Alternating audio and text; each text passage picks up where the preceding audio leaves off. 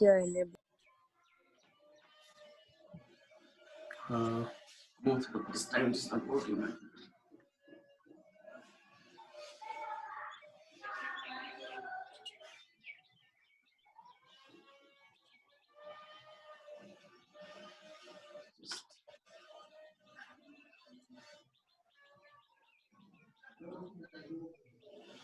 भइरहेको छैन सर? भएन, फेरि स्क्रिनै खुलेन। Okay, I think अब हामी धेरै बेर चाहिँ नगरौँ होला because it's already 10:18 ढिलो हुन्छ. What you have to just do is I think अलिकति फोकस गर्नु होला, so whoever is speaking. And okay, then I think अलिकति ढिलो भइसकेको छ. So Manas sir, are you there? Manas sir, Darpan sir.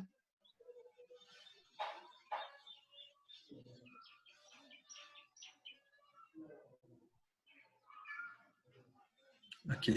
Yes, sir, I'm here. Manas sir, I think we should go on. अलिकति ढिलो भएको छ, बरु पछि बिचमा Sure, जोइन गर्न sir. सक्नुहुन्छ हैन? Sure. Okay, then first I think I would just then request on behalf of NBI first. Darpan sir is there, so right now, so can you say a few words, Darpan sir, on behalf of NBI? All right, sir. Very good morning to everyone. On behalf of NBI, I'd like to welcome you all on this today's webinar, and thank you very much for Manas sir for your time today, for your time to for the session on this webinar, and then also the Kiran sir for organizing this webinar, and for all the students, welcome you all on this webinar. I look forward for this session as well. So thank you, sir. So I'll just hand over to Manas sir. So I think before Manas sir, I'll just say a very few words, then we'll start. Thank you, Darpan sir. And I'm really happy again that we are just being able to organize the webinar even in this critical period. And especially, I would just like to introduce even NBI to all the students also. So NBI, that is the National Banking Institute, is a very well-recognized organization of Nepal, which has even been authenticated, authorized by NRB. And just to inform all the students, since 1.5 years back, so we have been actually hosting the examination, online examinations of NBI in Pokhara. So La Grande itself is a test center, and we already have hosted, I think, 2 or 3 examinations, which is a certification examination for the bankers.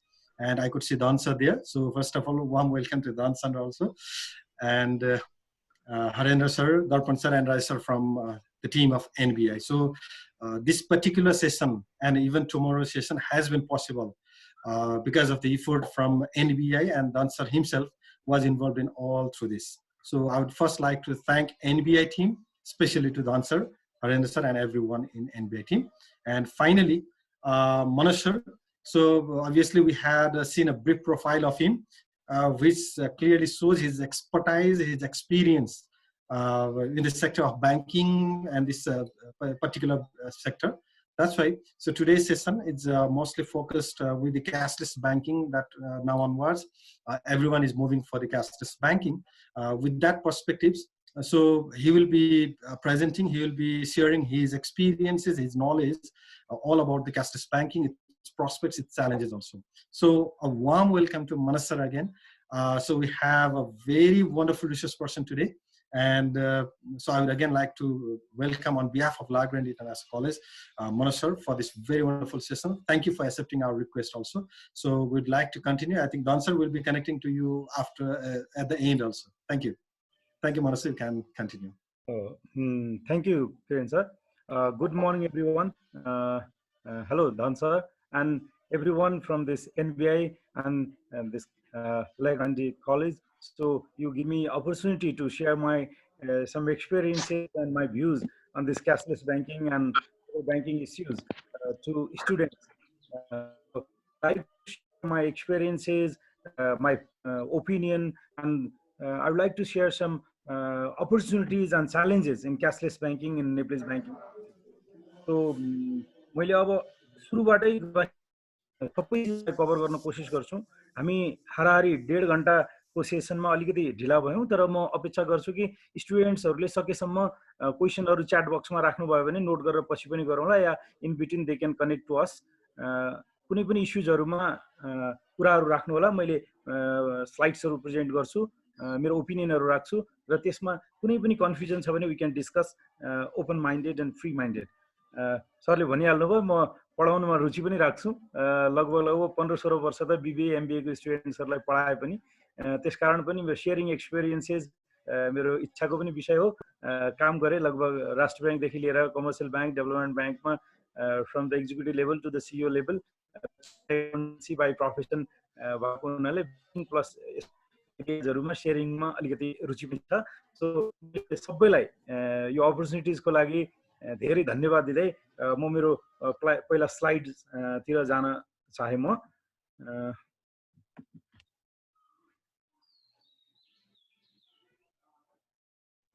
अब यसमा हामी आज कुरा गर्दा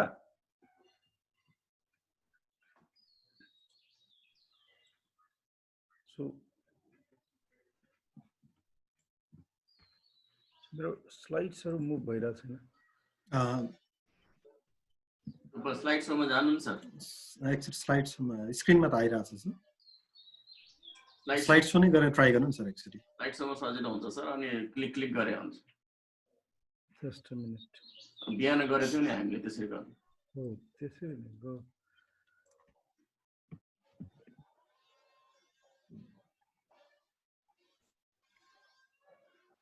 और actually फेरि stop sharing गरेर share start गर्नु सर रिसेयर गर्नु just a minute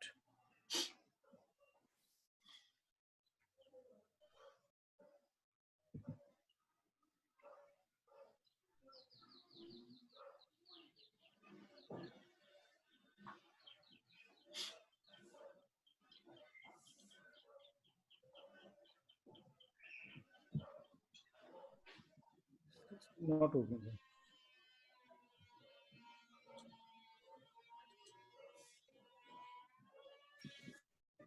Kiran sir हजुर सर यो हजुरले स्लाइड चाहिँ पोखराबाट रन गर्नु भयो हो कि यहाँ मनोज सरले गर्नु मैले गर्न खोजेको हैन सरलाई नै गराछ के त्यहाँबाट सरले एक्चुअली यसो गर्नु सर एक्चुअली शेयरिङ एक्चुअली फेरि स्टप गरेर अनि फेरि स्टार्ट शेयर गर्नुस् अनि स्लाइड शो गर्नु एक्चुअली ट्राई गर्नु कहिले ले स्टप गरेर फेरि ओके त्यति चाहिँ हजुर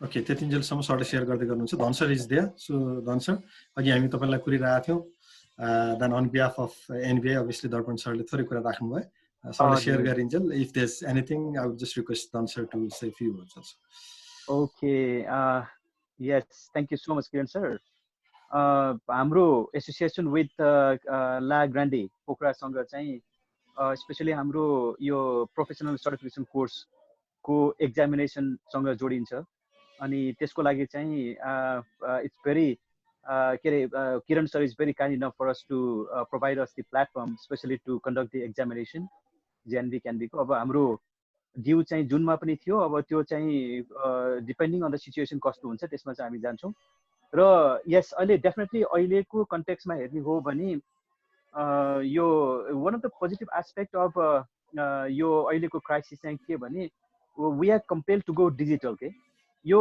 नभइदिएको भएदेखि हामी आई थिङ्क डिजिटल यो उसमा चाहिँ हामी जान्थेनौँ होला प्लेटफर्ममा चाहिँ गइन्थेन र अहिले by compulsion we are going into the डिजिटाइजेसनमा चाहिँ जाँदैछौँ र मलाई त के पनि लाग्छ भने कहिले काहीँ मेरो विचारमा इन अ विकमा चाहिँ आउट अफ 7 डेजमा 1 or 2 डेज त हामी डिजिटल यो यसरी नै घरबाट नै वर्किङ फ्रम होम नै गर्नु राम्रो होला जस्तो लाग्छ यसले चाहिँ इन्भाइरोमेन्टलाई सपोर्ट गर्ने होइन त्यो कारणले गर्दाखेरि स्कुलतिर पनि कलेजतिर पनि यो गरेदेखि राम्रो नै होला जस्तो लाग्छ मलाई र यो अप्सन त रहेछ होइन अब I think even after the यो movement control order is relax the people will not be in a position to move होइन एकदम फ्रिली चाहिँ मुभ हुने खालको पोजिसनमा हुँदैनौँ त्यो कारणले गर्दाखेरि for at least for another few मन्थ्ससम्म चाहिँ I think we have to use capitalize on this sir of digital platform यो चाहिँ राम्रो नै होला जस्तो लाग्छ र yes it's our pleasure to have Manoj sir. He is one of our lead trainers NBI मा अनि किरण सरले कुरा गर्नुभयो he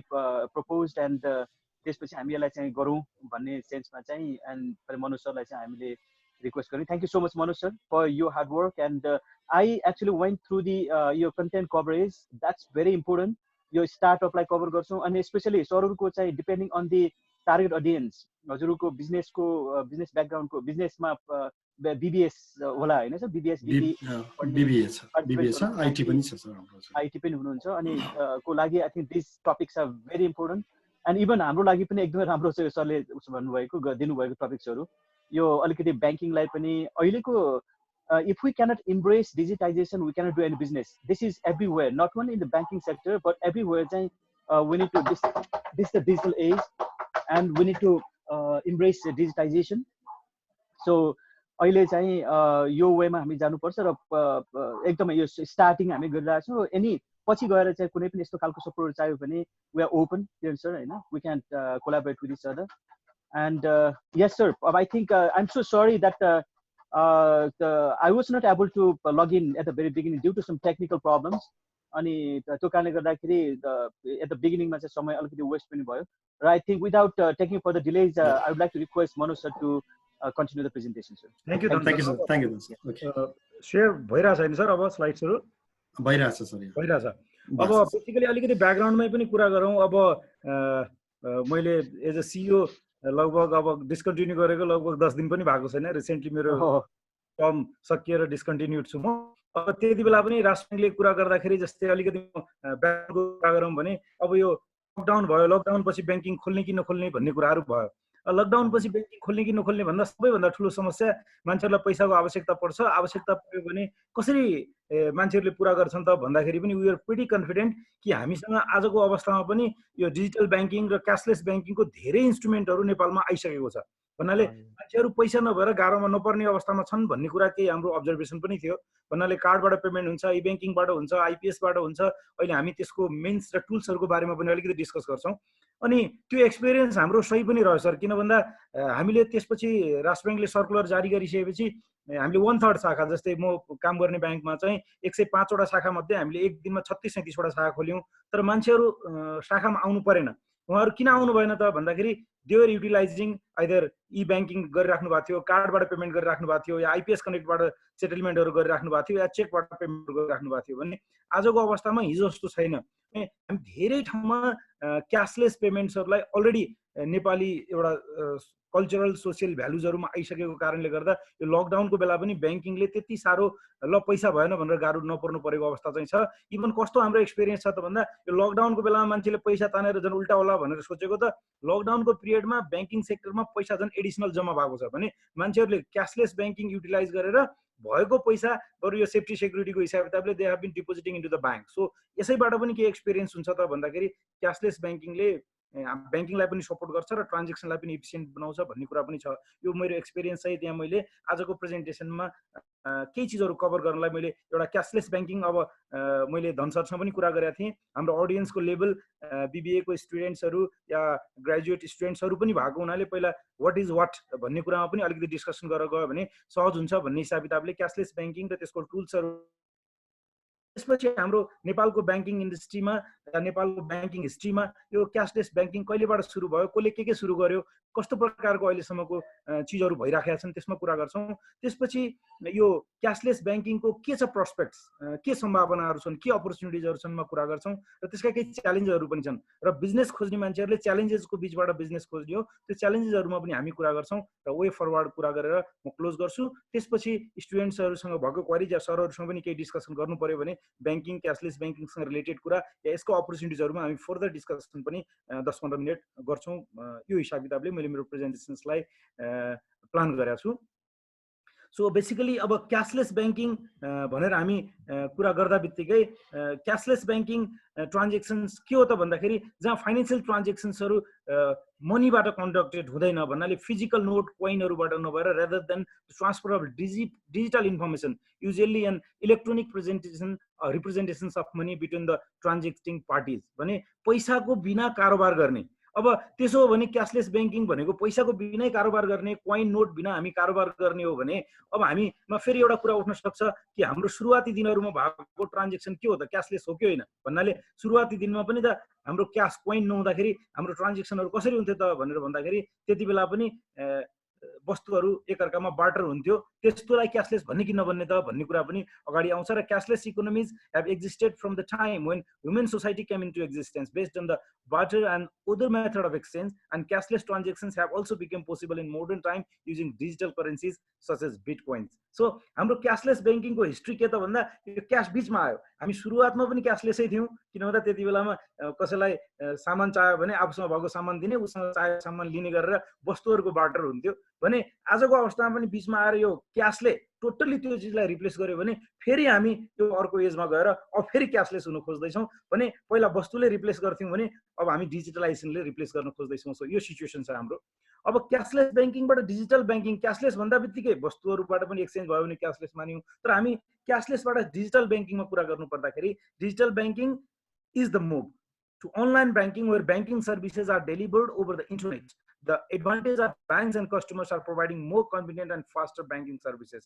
भने अब हामी के गर्यौं त भन्दा क्यासलेसबाट डिजिटल मोडमा गयौं, जसको कारणले it involves high level of process automations and web-based services using application programming interface भने API लाई युज गरेर हामी त्यो इन्टरफेसमा गएर डिजिटल बैंकिङमा हामी काम गर्छौं। It provide the ability for users to access financial data through desktop, mobile, ATM services, card र अहिलेको अवस्थामा हामी विभिन्न यो कनेक्टिङ इन्टरफेसहरू युज गरेर हामी कुनै पनि चिजको पेमेन्ट गर्ने सिस्टमहरुमा सेटलमेन्ट गर्ने कामहरु धेरै अगाडि बढिसकेका छ भने अब यंगस्टर्सहरुले त धेरै जसोले त अब हामीले युज गरिराखेका छौं। यो टुल्सहरुमा कुरा गर्दाखेरि हामी अलिकति कुरा गर्छौं। अब डिजिटलाइजेसन बैंकिङमा कस्तो छ त, के स्थिति छ त भन्दा तीनटा चीज भयो। एउटा डिजिटलाइजेसन इन बैंकिङ, अनि डिजिटल बैंकिङ र डिजिटल पेमेन्ट, तीनटा चीजलाई हामी अलग अलग गरेर कुरा गर्दाखेरि डिजिटलाइजेसन इन बैंकिङ भनेको digitalization banking is converting its record into digital form for the purpose of safety and easy retrieval. जस्तै पहिलाको हामी यसो एक्सपिरियन्स गर्यौं भने सरहरुले र हामीले गर्न पायौं, हाम्रो स्टुडेन्ट्सहरुले त्यो एक्सपिरियन्स गर्नु भएन। पहिला चेकहरु इनक्यास गर्नको लागि के गर्नु पर्थ्यो त भन्दाखेरि एउटा चेक लिएर टोकन लिएर वाणिज्य बैंक, नेपाल बैंकको काउन्टरमा 3-4 घण्टा लाइन लागेर अनि चेकको हामी पेमेन्ट लिएर जान्थ्यौं र त्यहाँ पुरा ठुलो ढड्डा पल्टाएर त्यहाँबाट सिग्नेचर भेरिफिकेसन हुन्थ्यो। त्यति बेलामा ठुलठुलो ढड्डामा चाहिँ लेजरहरु रेकर्ड हुन्थ्यो। 5-10 वर्षसम्म त्यो एकाउन्ट्सहरुको रिकन्सिलिएसन हुन्थेन, फाइनान्शियल स्टेटमेन्टहरु बन्थेन। र आजको डेटमा बैंकिङ कस्तो भइसक्यो त भन्दा एउटा टेलर अगाडि बसिरहेको हुन्छ, कुनै कस्टमर टक्क चेक लिएर जाँदा बित्तिकै ठ्याक्कै उले त्यही क्लिक गर्छ, त्यो कोर बैंकिङ सिग्नेचर देखिन्छ। So one person can do everything। हिजो अस्ति के हुन्थ्यो, एउटाले चेक रिसिभ गर्थ्यो, अर्कोले सिग्नेचर भेरिफाई गर्थ्यो, थर्ड मान्छेले पेमेन्ट गर्थ्यो भने एउटा मान्छेले इमिडिएटली त्यो हाम्रो अगाडि बसेको कम्प्युटरबाटै सिग्नेचर भेरिफाई पनि गर्छ, फोटो भेरिफिकेसन पनि गर्छ, ट्रान्जेक्सन भेरिफिकेसन पनि गर्छ। सो यो केबाट सुरु भयो त भन्दाखेरि बैंकिङ कोर बैंकिङ सफ्टवेयरमा डिजिटलाइज भयो भने आजको अवस्थामा बैंकिङहरुको सबै रेकर्डहरु डिजिटलाइज छ। डिजिटलाइज मात्र होइन कि यो डाटा लस भयो भने के गर्ने त भन्दाखेरि त्यसको प्रपर ब्याकअप सिस्टम पनि म्यानेज गरेर अगाडि बढाएको छ। सो यसपछि आयो डिजिटल बैंकिङ। अब डिजिटल बैंकिङ भनिसकेपछि यो त बैंकको रेकर्डहरु डिजिटलाइजेसन पछि digital banking is creating environment where customer can use any kind of banking services through digital channel. अब कस्तो अवस्थामा हामी त्यसपछि आइपुग्यौं त भन्दा सुरुमा हाम्रो बैंकको स्टेटमेन्ट लिन पहिला पासबुक हुन्थ्यो। पासबुक गएर बैंकको त्यहाँ टेलरमा या बैंकको काउन्टरमा दियो भने 3-4 दिनमा त्यो पासबुकमा भरेर स्टेटमेन्ट दिन्थ्यो भने बिस्तारै बैंकिङले के गर्यो त भन्दा ई बैंकिङ सुरु गरिसकेपछि घरमै लगइन गरेर सर आफ्नो स्टेटमेन्ट्सहरु ट्रान्जेक्सनहरु हेर्न सक्ने भयो। त्यसपछि एसएमएसबाट ट्रान्जेक्सनहरु हुन थाल्यो भने हामी इन्फर्मेसन्सहरु चाहेको बैंकिङ सर्भिसेसहरु डिजिटल्ली लिन सक्ने अवस्थामा आयौं। त्यो सेकेन्ड लेभलमा आयो भने अब थर्ड लेभलमा आज आएर त डिजिटल पेमेन्टमा आइपुग्यौं। यो भनेको digital payment is ability to make payments of purchase through digital channel भने अब वर्ल्ड नै डिजिटलाइज भइसक्यो भने आज हामी संसारमा अमेरिकाबाट किन्छौं, अमेजनबाट किन्छौं, अलिबाबाबाट सामान किन्छौं and we make payment through digital channels भने अब अहिले एलसी को पेमेन्ट हुँदाखेरि हामी इम्पोर्टको पेमेन्टहरु गर्छौं, स्विफ्टको थ्रु गर्छौं। त्यसकारणले यो बैंकिङ बिस्तारै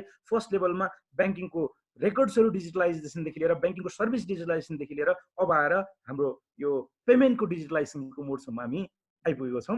र अब यो यति गर्दै गर्दा हाम्रो पेमेन्ट्सको कुरा गर्दा, क्याशलेस बैंकिङको कुरा गर्दा हामी टुल्सहरुको कुरा गर्छौं। र टुल्सहरु के युज गर्छौं त हामी भने चेक युज गर्छौं भने क्याशको सट्टामा हामी चेकको युज गर्छौं। र चेक हिजो अस्ति भन्दा आज झनै सजिलो र सहज भएको छ। अब धेरै जसो बिजनेसको स्टुडेन्ट्सहरु पनि हुनुहुन्छ।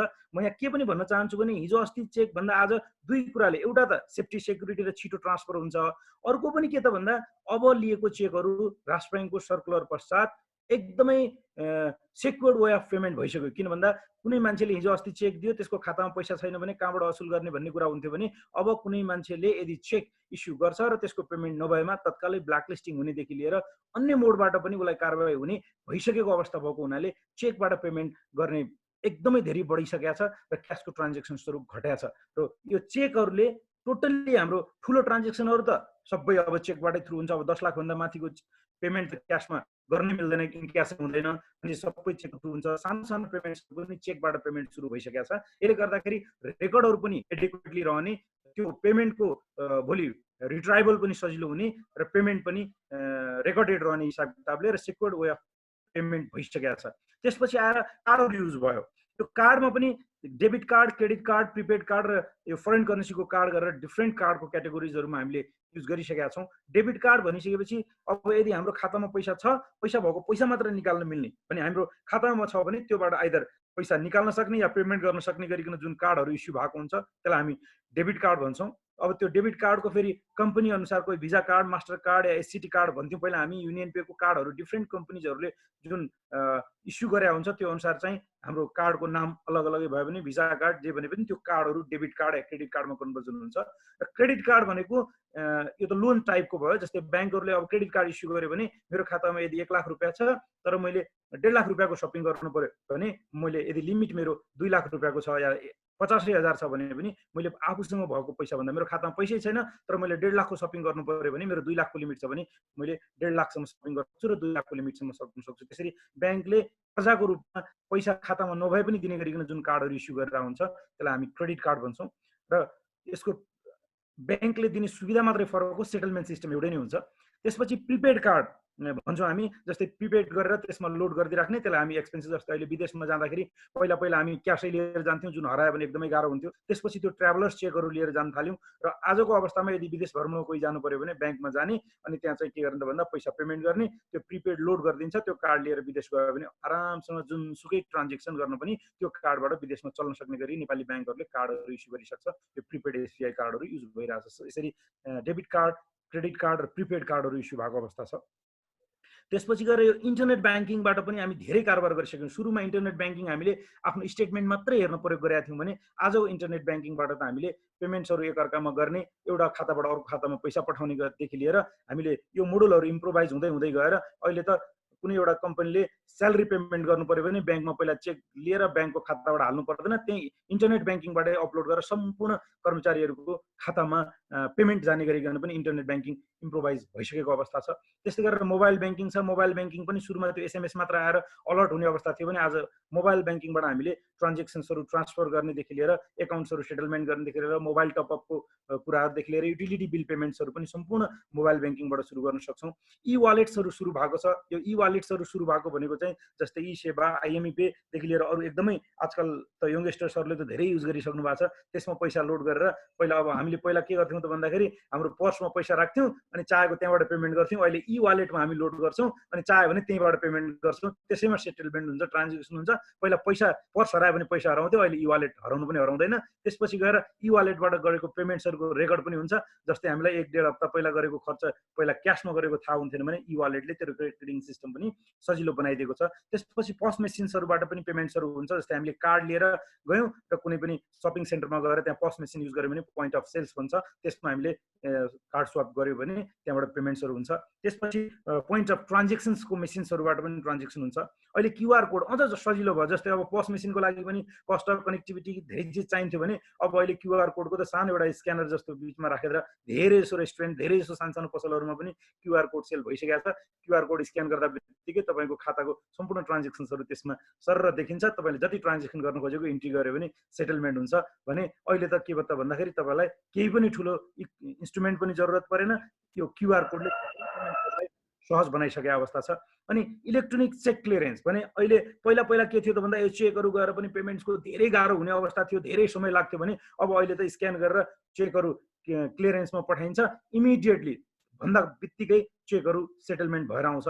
अनि इन्टरब्याङ्कको पेमेन्ट आइपिएस भन्छ यसलाई, इन्टरब्याङ्क पेमेन्ट सेटलमेन्टमा पहिला के हुन्थ्यो त भन्दा एउटा ब्याङ्कको एउटा खातामा मात्र जान्थ्यो भने अहिले कुनै ब्याङ्कमा पनि, कुनै ब्याङ्क वित्तीय संस्थामा अहिले नेपालमा भइरहेको 27वटा कमर्सियल ब्याङ्क, 24वटा डेभलपमेन्ट ब्याङ्क, 22वटा फाइनान्स कम्पनीहरू मध्ये जुनसुकै ब्याङ्क वित्तीय संस्थाको तपाईँको एउटा खातामा पैसा छ, त्यो आइपिएस कनेक्टमा तपाईँ लिङ्क हुनुभयो भने एउटा ब्याङ्क वित्तीय संस्थाबाट अर्को ब्याङ्क वित्तीय संस्थामा भएको खातामा पनि हामीले आरामसँग घरमा बसी ट्रान्जेक्सन्सहरू एक्जिक्युट गर्न सक्छौँ आइपिएस कनेक्टबाट। यसको लिमिट अहिले पनि यो लकडाउन पछि राष्ट्र ब्याङ्कले बढाइदिएको छ, हामी यसमा त 50 लाख रुपियाँसम्म पनि ट्रान्सफर गर्न सक्छौँ भने धेरै ठुलो पेमेन्ट्सहरू पनि अब हामी घरमै बसेर इन्टरनेट कनेक्टिभिटीको थ्रु गर्न सक्ने अवस्था भइसकेको छ। अनि यो स्विफ्ट भने पनि यो क्यासलेस ट्रान्जेक्सनको त इन्टरनेसनल यो सेटलमेन्ट सिस्टम भयो। अहिले कुनै पनि इन्टरनेसनल पेमेन्ट्सहरू गर्नुपर्ने भयो भने अब कुनै पनि क्यासको थ्रु पेमेन्ट्स हुँदैन, ब्याङ्कहरू स्विफ्टमा कनेक्ट हुन्छ र स्विफ्टको थ्रु पेमेन्ट्स गर्छ र सम्पूर्ण सेटलमेन्टहरू अहिले यो स्विफ्ट यो society for world wide inter bank financial telecommunication भन्छ, यसको थ्रु सेटलमेन्ट हामी गर्छौँ। र यो बाहेक पनि अरू डिजिटल प्रोडक्ट्सहरू आइसकेका छ। यसमा चाहिँ मोबाइल टपअप, युटिलिटी फेसिलिटिज, अब घरमै बसेर टिकट बुकिङ गर्नेदेखि लिएर विभिन्न प्रकारको कामहरूमा हामी अगाडि बढिसकेका छौँ। सो नेपालको ब्याङ्किङ र क्यासलेस ब्याङ्किङमा टुल्सहरू हेर्ने हो भने इन्टरनेसनल लेभलको टुल्सहरूमा लगभग सबै भइसक्यो। अस्ति पनि हामीले धेरै विज्ञापन पनि हेऱ्यौँ, कसैले कोसिस गर्यो गरेन थाहा भएन।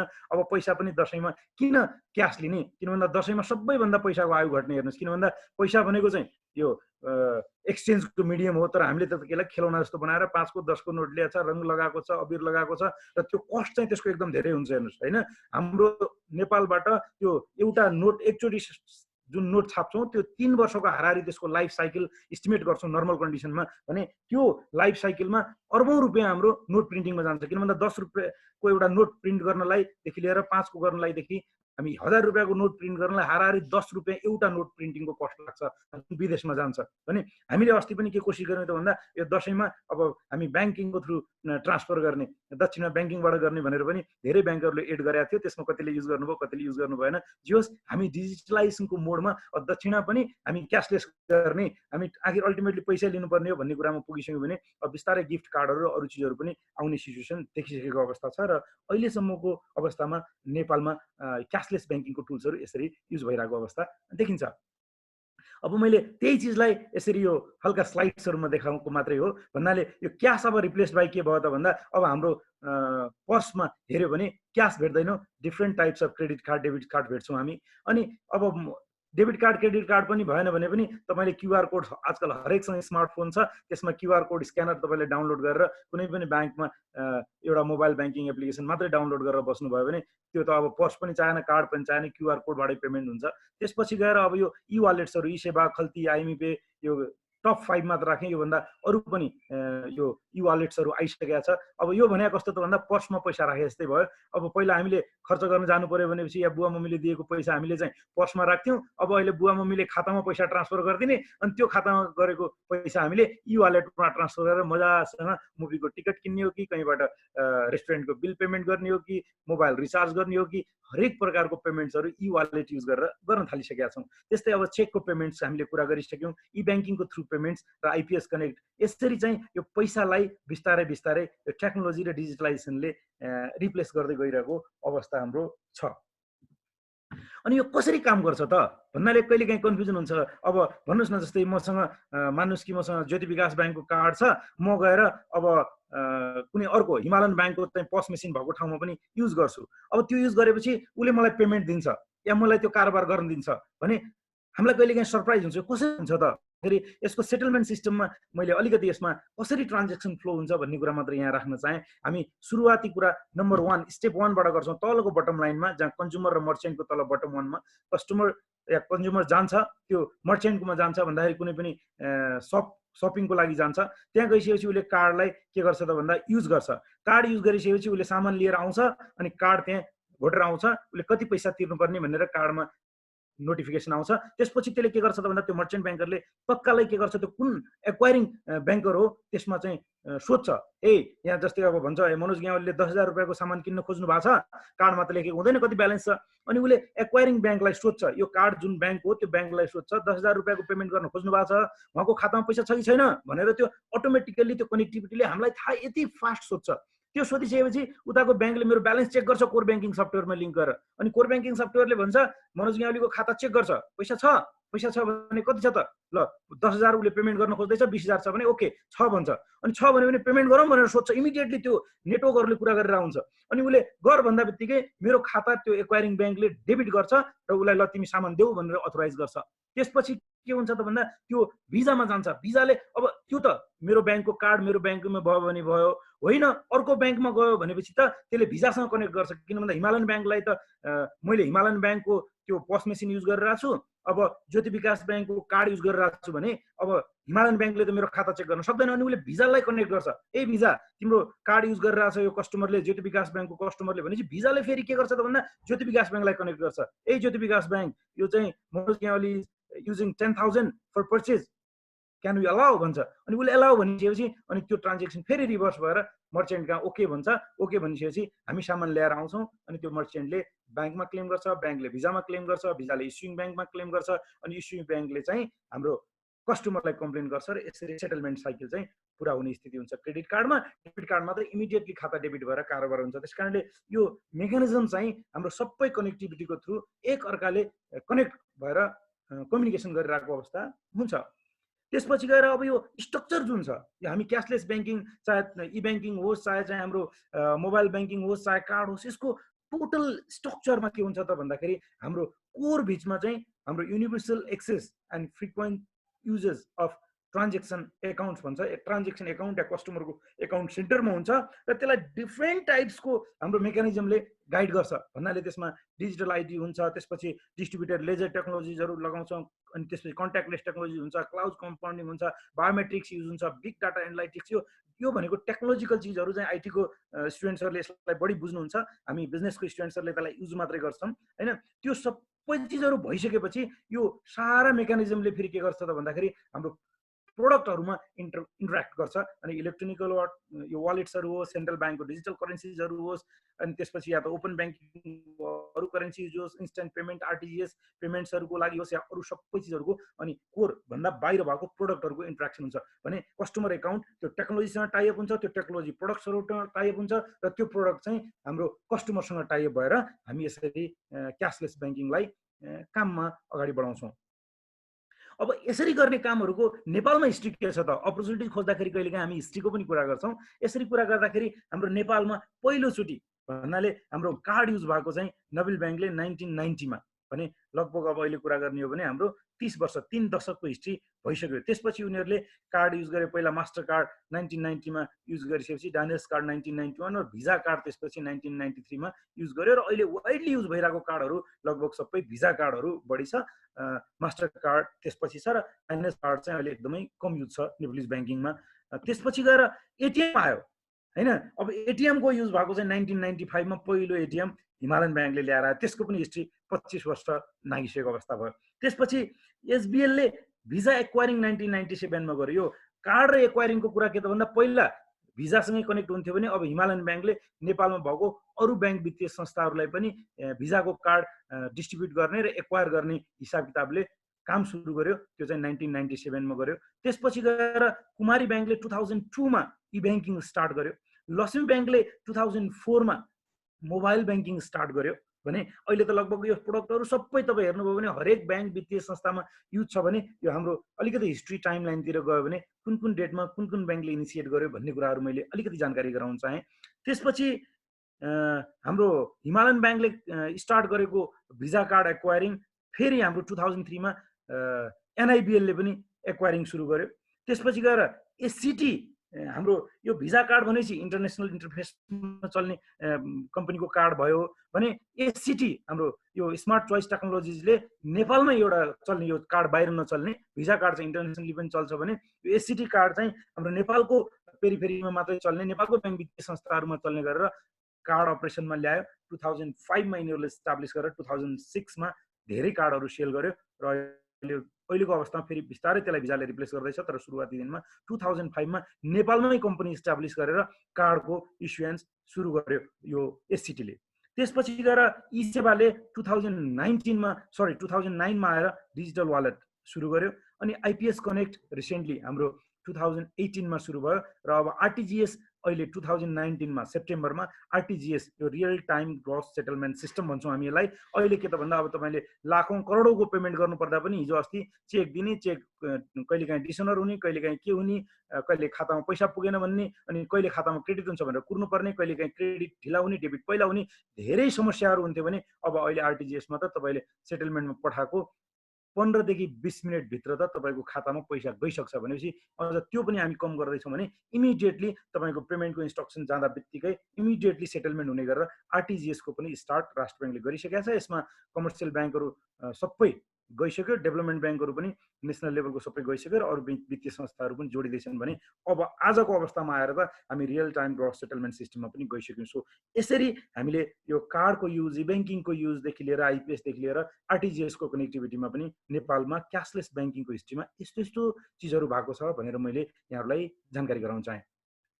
अनि यसरी भएको चिजहरूको अब हामी प्रस्पेक्ट्सको कुरा गर्दै गर्दाखेरि ए बाबा कारोबार कस्तो भइरहेको छ त, कति ग्राहकहरू बढाएको छन् त भन्ने पनि कहिलेकाहीँ हिस्टोरिकल डाटा चाहिने हुन्छ। त्यस कारणले मैले इन्फर्मेसनको लागि यो चिज सेयर गर्न चाहेँ। डिजिटल ब्याङ्किङको टुल्सहरूमा क्रेडिट कार्डको पनि ग्रोथ मैले स्लाइड्समा देखाएँ, यहाँहरूले हेर्न सक्नुहुन्छ। जस्तै 2017 मा 68 लगभग 69,000 कार्ड भएको कार्ड अस्ति मार्चमा 2020 मा गएर 1,46,856 क्रेडिट कार्ड पुगिसकेको छ।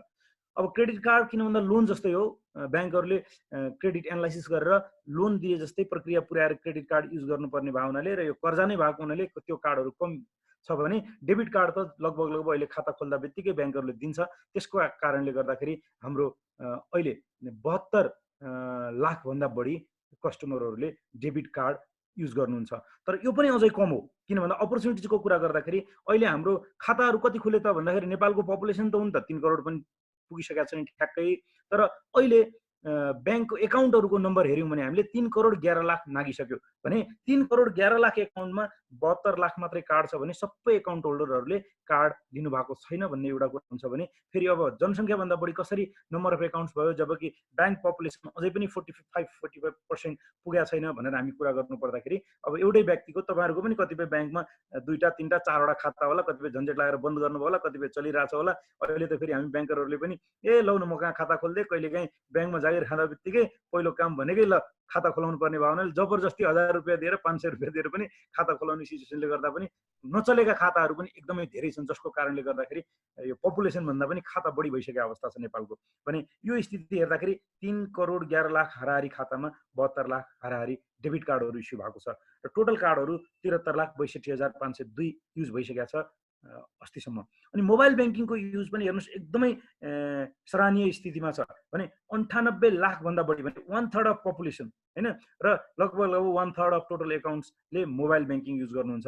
र यो मोबाइल ब्याङ्किङको युज यदि धेरै किन हुन्छ त भन्दा यसमा सबै चिज नगरे पनि हामीले एसएमएस ब्याङ्किङको लागि मात्रै पनि मोबाइल ब्याङ्किङलाई हामीले लियौँ भने त्यसलाई मोबाइल ब्याङ्किङमा काउन्ट गर्ने कारणले गर्दाखेरि 98 लाखभन्दा बढी जनसङ्ख्या हाम्रो या कस्टमरहरूले मोबाइल ब्याङ्किङ युज गरिसक्नु भएको छ भनेपछि यसबाट हामी बुझ्छौँ कि प्रोस्पेक्ट्स कति छ, कति धेरै यसको चाहिँ कारोबार बढिरहेछ भनेपछि यसो सर हेऱ्यो भने 3-4 वर्षभन्दा अगाडि नै हामी 3-4 गुणाको हाराहारी भइसकेका छौँ भने 2017 मा 26 लाखको हाराहारी भएको मोबाइल ब्याङ्किङको युजर अहिले 98 लाख प्लस भइसक्यो भने अनि यसरी ग्रोइङ छ यो मोबाइल ब्याङ्किङको युजरहरू। त्यस्तै इन्टरनेट ब्याङ्किङको युजर पनि हाराहारी 10 लाख पुग्न लाग्नु भएको छ।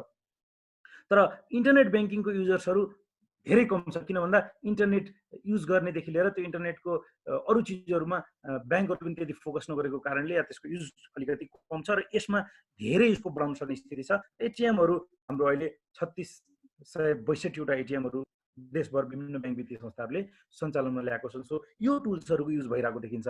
अनि अब यो यस्तो प्रकारको क्यासलेस ब्याङ्किङको ग्रोथ प्रोस्पेक्ट्सहरू के छ, कस्तो छ ब्याङ्किङमा भन्दाखेरि वास्तवमा के छ त प्रोस्पेक्ट्स भन्दाखेरि किन चाहियो त क्यासलेस ब्याङ्किङ, के अपर्च्युनिटिजहरू छ त भन्दाखेरि यो क्यासलेस ब्याङ्किङले growth prospects of digital industry and fintech भने अब जसै जसै यो क्यासलेस ब्याङ्किङ र डिजिटल ब्याङ्किङमा गयौँ हाम्रो डिजिटल इन्डस्ट्री र फिनटेकको एकदमै धेरै स्कोप बढेर जान्छ। के को लागि त भन्दाखेरि त्यो ट्रान्जेक्सन्सहरूको लागि प्रोडक्टहरू डिजाइन गर्नको लागि, प्रोडक्टहरू एड गर्नको लागि, त्यसमा सर्भिसहरू एड गर्नको लागि, त्यसका सेटलमेन्ट सिस्टमहरू बनाउनको लागिदेखि लिएर विभिन्न कामहरूमा चाहिँ जब हामी क्यासलेसमा जान्छौँ डिजिटल इन्डस्ट्री र फिनटेकको अपर्च्युनिटिजहरू एकदमै बढेर जान्छ। Ongoing drive to formalise economy, collect tax and take out of this black money generally हैन भने कुरा के हुन्छ त भन्दा हामी सबै क्यासलेस इकोनोमी भन्दा बित्तिकै ब्याङ्क ट्रान्जेक्सनको थ्रु नै हुन्छ भने सबै रेकर्डेड हुन्छ। क्यास भयो भने कसले कहाँ कति गर्यो थाहा हुँदैन, रेकर्डेड हुँदैन। भने जब क्यासलेस इकोनोमी हुँदा बित्तिकै all transactions will be made through the banking र all transactions will be recorded in the portal. So के हुन्छ त भन्दा इकोनोमी फर्मलाइज हुन्छ। अहिले हाम्रो जुन कुराहरू भइरहेको छ, ब्ल्याक मनी छ, व्हाइट मनी छ भनिरहेको छौँ हामी, अनि इकोनोमीमा पनि अहिले हामीसँग डाटा छैन, रेकर्ड छैन। अब अहिले यो कोभिड-19 को समस्यामा ल हामीलाई राहत चाहियो भन्छ, सरकारले कसलाई राहत दिने कसलाई राहत नदिने, कोसँग पैसा छ छैन, कसले कति कमायो भन्ने रेकर्डै छैन। इन्डियामा पनि वास्तवमा यो डेमोनेटाइजेसनको गरे नि उनीहरूले, पैसा पुरानो पैसा सबै स्क्रैप गरिदियो पहिला। त्यो के गरे हो त भन्दाखेरि यही इकोनोमीलाई फर्मलाइज गर्ने एउटा मुभको लागि नयाँ करेन्सीले रिप्लेस गर्न खोज्यो। भने हामी कहाँ पनि के छ त भन्दाखेरि यो ट्रान्सपरेन्ट इकोनोमी नभएको अवस्थामा धेरै कुरा हुन्छन्। भने यो यदि क्यासलेस ब्याङ्किङ आयो भने all transactions will be done through the banking, all transactions will be recorded in the system. So यो इकोनोमी फर्मलाइज हुन्छ, ट्याक्स कलेक्सन्स राम्रो हुन्छ र ब्ल्याक मनी घट्दै जाने हुन्छ। त्यसपछि cultural shift to support modernisation of economy. भने अब इकोनोमी मोडर्नाइज भन्दाखेरि हामी टेक्नोलोजी मोडर्न गर्दा बित्तिकै इकोनोमी पनि मोडर्नाइज हुन्छ भन्नै परेन। अहिले हामी घरमै बसेर कुनै एउटा टक्क एउटा अनलाइन सपिङ सेन्टरमा गएर एउटा टी सर्ट राम्रो चित्त बुझी हेर्नु भने ल त्यो टी सर्ट त्यही प्राइस देखिन्छ, पेमेन्ट सिस्टम त्यही वालेटबाट तपाईँ गरिदिनुहोस् या तपाईँ हाम्रो ब्याङ्किङ ई ब्याङ्किङबाट ट्रान्सफर गर्नुहोस् या अरू टेक्नोलोजीबाट ट्रान्सफर गर्दा बित्तिकै सर्ट आउँछ। आज हामी एमाजोनबाट अमेरिकाबाट अहिले किताब किनेर यहाँ मगाउन सक्छौँ। सामानहरू अलिबाबाले मलाई राम्रो एउटा फर्निचर चाइनाबाट ल्याउनु पर्यो, हामी ल्याउन सक्छौँ। भने यसले के गर्यो त भन्दा इकोनोमीलाई मोडर्नाइज गर्न र इन्टरनेसनलाइज गर्न पनि सपोर्ट गर्छ। अब increase acceptance of cashless payment. भने अब क्यासलेस पेमेन्टहरू जति बढ्दै गयो एक्सेप्टेन्स पनि त्यति बढ्दै जान्छ। अब धेरैले क्यासलेस पेमेन्ट नगर्दाखेरि पहिला त ट्रस्ट नै कम हुन्छ। अहिले पनि गाउँघरतिर गएर यो पैसालाई ई वालेटमा राखेर प्रयोग गरौँ भनेपछि धेरै मान्छेहरूलाई कन्भिन्स गर्न गाह्रो हुन्छ। तर यो जब यो बढ्दै गएको छ त्यसले गर्दा क्यासलेस पेमेन्टलाई एक्सेप्ट गर्ने पनि बढेर जान्छ। Prospects of M wallet in rural areas. भने अब यही मैले भने रुरल एरियाजहरूमा त यो मोबाइल वालेट्सहरूको एकदमै कम युज भएको छ, त्यहाँ धेरै नै सम्भावनाहरू बढेर जाने अवस्था छ। रिमिटेन्स, अब अहिले मान्छे पैसा कहीँ पठाउनु पर्यो भने कति गाह्रो छ, जान्छ, लाइन लाग्छ, भाउचर भर्छ, रिमिटेन्सको लागि यो रेकर्ड देऊ, त्यो रेकर्ड देऊ, नागरिकता देऊ, उता देऊ। अब अहिले यो तपाईँले क्यासलेस पेमेन्टको थ्रु ई ब्याङ्किङ युज गर्नुहोस्, आइपिएस कनेक्ट गर्नुहोस्, घरमा बसेपछि 10 रुपियाँ मात्रै चार्ज लाग्छ। त्यो पनि अहिले त यो कोभिड-19 को बेलामा त सबै चार्ज नलिएर दिने भनेको छ। तपाईँले बिना चार्ज कम्प्युटरमा एकचोटि यसो लगइन गरेर एउटा पासवर्ड आउँछ, इन्ट्री गर्नुहोस्, सर्लक्क पेमेन्ट कहीँबाट कहीँ पठाउन सक्नुहुन्छ। एक त रिमिटेन्समा पठाउँदाखेरि 350-400 रुपियाँ पर ट्रान्जेक्सनको कस्ट पनि घट्यो, आउन जान पेट्रोलको कस्ट पनि घट्यो, त्यसपछि गएर त्यो डकुमेन्टहरू सबमिट गर्नुपर्ने ह्यासल पनि घट्यो, सब झन्झट पनि सकियो र रेकर्ड तपाईँको सिस्टममा पनि रह्यो। यसले यस्तो युज गरिरहेको छ। सो रिमिटेन्सलाई टोटल्ली हामी यो टेक्नोलोजीले रिप्लेस गर्यो भने कस्ट इफिसियन्ट पनि भइरहेको देखिन्छ। अनलाइन सपिङमा मैले धेरै कुरै गर्नु परेन, क्यासलेस ब्याङ्किङले अनलाइन सपिङलाई धेरै सहयोग पुर्याउँछ। अनलाइन सपिङ हुँदा बित्तिकै हामीले यसको प्रोस्पेक्ट कहाँ पनि टाइअप गर्नु पर्यो त भन्दा अब स्टोरहरू ठुल्ठुलो महँगो ठाउँमा गोदाममा राखेर लाखौँ रुपियाँ दिएर मान्छेहरू अब स्टोर गर्न सक्छ भोलिको दिनमा। के हुन्छ त भन्दा मजासँग एउटा सानो कुनै ठाउँमा भन्नुहोस् न, गाउँघरको छेउमा या सहरको पनि पछाडितिरको घरमा गएर तपाईँले एउटा फ्ल्याटै लिनुभयो भने 20,000 रुपियाँको फ्ल्याट पाउला, त्यसमा तपाईँले सामान स्टोर जति राखे पनि भयो भने तपाईँले 2-3 लाख नदिएर एउटा राम्रो ठाउँको पसल पाउँदैन। र त्यो पसललाई डेकोरेसन गर्नु पर्यो, त्यसका खर्चहरू छन्, मेन्टेन गर्नु पर्यो, त्यहाँ मान्छे राख्नु पर्यो, त्यसमा चोरी हुने सम्भावना छ, बदमासी हुने सम्भावना छ। मजासँग स्टोर बन्द गरेर राख्नुहोस्, अनलाइनमा डिस्प्ले गर्नुहोस्, क्यासलेस पेमेन्टबाट पेमेन्ट गर्नुहोस्, ट्रान्जेक्सनको कस्ट कम, इफिसियन्ट बढी। त्यो हुँदा बित्तिकै ग्राहकले सस्तोमा पाउन सक्ने सम्भावना पनि बढेर जान्छ र खर्च पनि कम हुन्छ। सो यसले अनलाइन सपिङलाई पनि क्यासलेस ब्याङ्किङले धेरै सहयोग पुर्याउन सक्ने अवस्था देखिन्छ।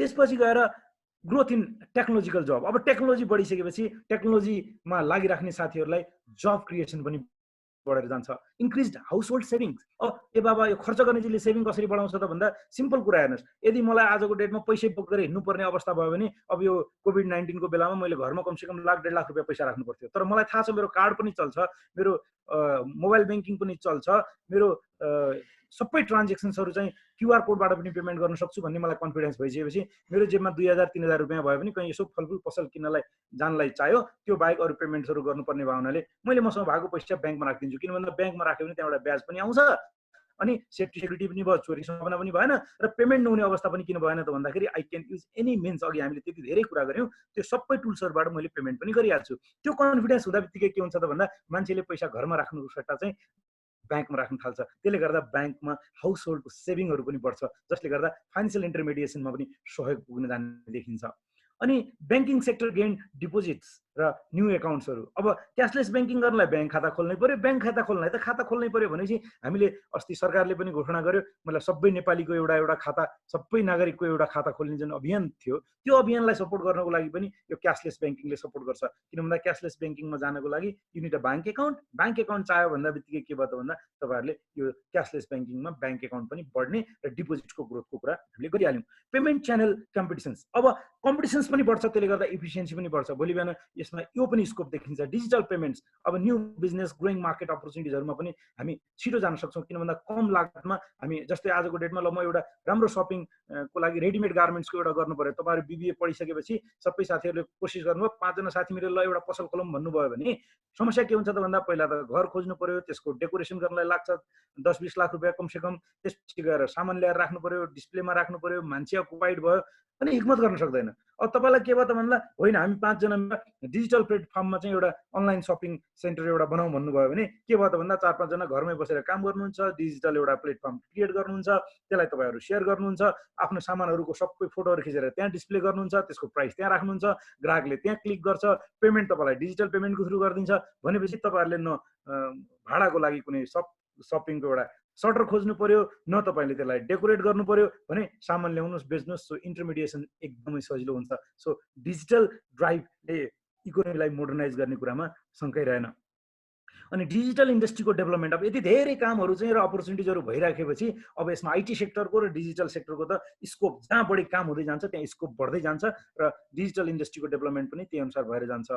अब इनोभेसन्स, रेगुलेटरी इन्भाइरोमेन्ट, अब invigorating B2B digital payment, business to business digital payment. अब P2P र B2B भन्छौँ हामी, पर्सन टु पर्सनको पेमेन्ट र बिजनेस टु बिजनेसको पेमेन्ट्सहरूमा पनि त्यो के छ भन्दा रेगुलेटरी इन्भाइरोमेन्ट्सहरू स्ट्रङ भएर आउँछ र काम हुन्छ। कोलाबोरेसन बिट्विन फिनटेक, हामी सारा यो फाइनेन्सियल टेक्नोलोजीलाई युज गरेर काम गर्नु पर्दाखेरि कोलाबोरेसन्सको पनि अझ स्कोपहरू बढेर जान्छ। त्यसपछि गएर raising information technology penetration with mobile payment application, होइन, सुन क्विक रेस्पोन्स कोड्सहरूदेखि लिएर अरू सबै चिजहरूमा पनि एकदमै स्कोप बढेर जान्छ। Convenient deployment for public service and transport, अब यो हुँदै गर्दाखेरि अब हामी कहाँ त गाह्रो छ, बाहिर विदेशतिर जानुभयो भने पनि के हुन्छ त भन्दा एउटा कार्ड लिइरहेको हुन्छ, जानु पर्यो कहीँ मजासँग पब्लिक ट्रान्सपोर्टेसनमा मान्छे चाहिँ हिँड्छ, इभन मन्त्री प्रधानमन्त्री पनि पब्लिक ट्रान्सपोर्टेसनमा हिँडिरहेको हुन्छ, अनि पेमेन्ट गर्नको लागि क्यास पनि निकाल्नु पर्ने, खुरुक्क एउटा कार्ड दिन्छ, कार्ड कहीँ ठाउँमा यसो देखाइदिए पनि हुन्छ, त्यसले आफ्नो डिडक्ट गर्ने गरिहाल्छ। इभन सर र कहीँ जानु पर्यो भने हामी कहाँ त बाटोमा लट्ठी राखेर लाइन लगाएर त्यो बाटोमा टोलहरू उठाइराखेका हुन्छ, होइन, अब ठाउँमा। अब बाहिरतिर त यस्तो गाडीमा एउटा चिप हुन्छ, सर र पेमेन्ट हुन्छ, त्यसले पिउँ गर्छ, त्यहाँ हाम्रो खातामा डेबिट हुनुपर्ने डेबिट भइसकेको हुन्छ, रेभेन्यू कलेक्सन हुने रेभेन्यू कलेक्सन भइसकेको हुन्छ। सो हामी अब बिस्तारै बिस्तारै त्यो इकोनोमीमा जाँदैछौँ। त्यस कारणले यसले पब्लिक ट्रान्सपोर्टेसन्सदेखि लिएर पब्लिक सर्भिसहरूमा पनि धेरै ठुलो सहयोग पुर्याउँछ। अनि इन्क्रिज्ड युज अफ ब्याङ्किङ सर्भिसेस भने ब्याङ्किङ सर्भिसेसहरूमा अब डेबिट क्रेडिट कार्डहरूको युज त कुरै भएन।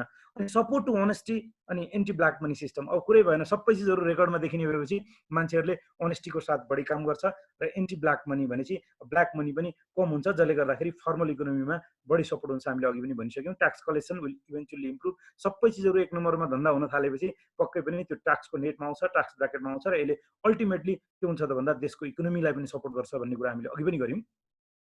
अनि सोसियल सेक्युरिटी, अब इजी पेमेन्ट्सको लागि पनि हामीले भन्यौँ, जस्तै अहिलेको अवस्थामा के छ त भन्दा सरकारले वृद्ध भत्ता दिएको छ, अपाङ्ग भत्ता दिएको छ, विधवा भत्ता दिएको छ, त्यो पेमेन्ट्सको लागि यति गाह्रो छ, सरकारले दिन्छ, त्यसपछि जान्छ स्थानीय निकायमा, त्यो बिचरा गाउँको बुढा मान्छेहरू कसरी आउने, के गर्ने, यति गाह्रो छ। अब यसलाई हामीले सबैलाई यसलाई क्यासलेस बनाइदियौँ भने त त्यो सिस्टममा सर्ट सेन्ट्रल सर्भरमा राखिदियो भने सबैको वालेटमा जाने सिस्टम गरिदिउँ, या भोलि ब्याङ्क एकाउन्टमा जाने, त्यहाँबाट वालेटमा ट्रान्सफर गर्ने, यदि हामीले त्यो मेकानिजममा काम गर्न सक्यौँ भने त्यहाँ त भयङ्कर स्कोप छ। किन भन्दा नेपालमा अहिले यो सोसियल सेक्युरिटीको पेमेन्ट्समा ब्याङ्कहरू युज भइरहेछ, धेरै मान्छेले दुःख पाइरहेछ।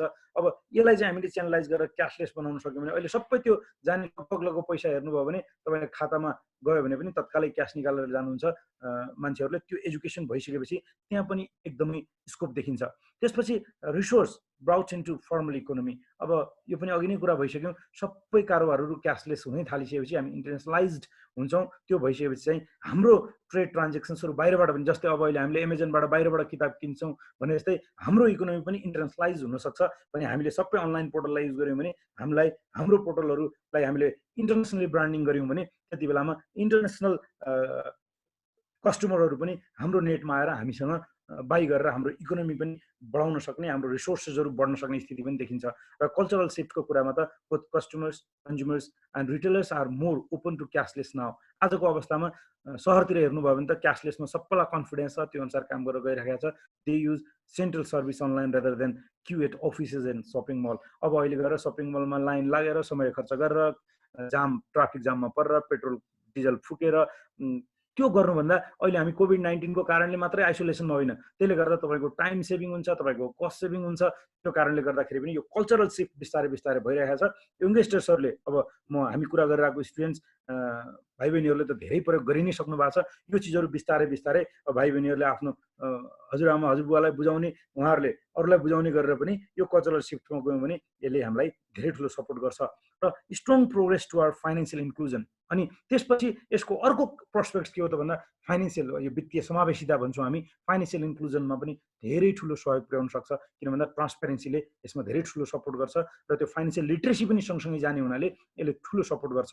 त्यसपछि saving cost of note circulation, मैले अघि पनि तपाईँहरूलाई भने हामी जुन पैसाहरू युज गर्छौँ नि, त्यो युज गर्ने पैसा वास्तवमा के छ त भन्दा मैले अघि पनि भने एकचोटि छापेको पैसा म्याक्सिमम चल्यो भने हाम्रो 3 वर्ष हो सर्कुलेसन। त्यसपछि हामीले त्यसले नोटहरूलाई जलाउँछौँ र नयाँ पैसा छाप्छौँ। त्यो पैसा छपाएको पैसा अर्बौं रुपियाँ लाग्छ भने त्यो पैसा हामीले सेभ गर्न सक्छौँ। त्यसको cost, wear tear, cost of transportation, destruction, यो सम्पूर्ण कस्टहरू चाहिँ घट्छ, जसले गर्दा नेसनल इकोनोमीलाई पनि सपोर्ट हुन्छ र हामीलाई पनि सजिलो हुन्छ र पैसाहरूको सेभिङ हुन्छ। सो यो चिजहरूमा यो क्यासलेस ब्याङ्किङले सपोर्ट गर्ने स्थिति देखिन्छ भने हामीले स्कोपहरू कहाँ कहाँ देखियौँ त भन्दाखेरि यदि हामी क्यासलेसमा गयौँ भने यो सहज छ, सुरक्षित छ र इफिसियन्ट पनि मात्र होइन कि यसले गर्दा हामीलाई इकोनोमीमा, जब क्रिएसनमा, अपर्च्युनिटी क्रिएसनमा देखि लिएर फाइनेन्सियल इन्क्लुजनमा पनि सपोर्ट गर्छ भन्ने कुराहरू मैले राख्न चाहेँ।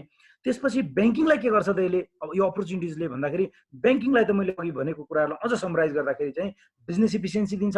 किन भन्दा अब मेरो ब्याङ्कमा मान्छे सबै यो क्यासलेस ट्रान्जेक्सन गर्न थाल्यो भने ब्याङ्कमा लाइन लाग्नु मान्छे आउँदैन, क्यास गर्नै परेन भने अहिले पनि ब्याङ्क वित्तीय संस्थामा हेर्नुभयो भने एउटा ब्याङ्कमा करोडौँ रुपियाँ पैसा भल्टमा हुन्छ। अहिले सबभन्दा ठुलो समस्या त्यो लुज नोटको हेर्नुहोस्, त्यो 5 रुपियाँ 10 रुपियाँको नोटहरू भल्टमा नअटाउने गरेर राखिरहेको अवस्था छ होइन। त्यसले गर्दाखेरि के त भन्दाखेरि पैसा भल्टमा राखेर त्यसको इन्सुरेन्सको कस्ट छ, त्यसको अब यो चिजहरूले गर्दाखेरि के त भन्दा गन्न, काउन्ट गर्न, टेलरमा बस्ने कर्मचारीको पनि कस्ट छ। भोलि क्यासलेसमा जाँदा बित्तिकै सारा कस्टहरू कम हुन्छ र इफिसियन्सी बढेर जान्छ। त्यस्तै रिसोर्सेसहरू कस्टको सेभिङको मैले यहाँ कुरा गरिहालेँ।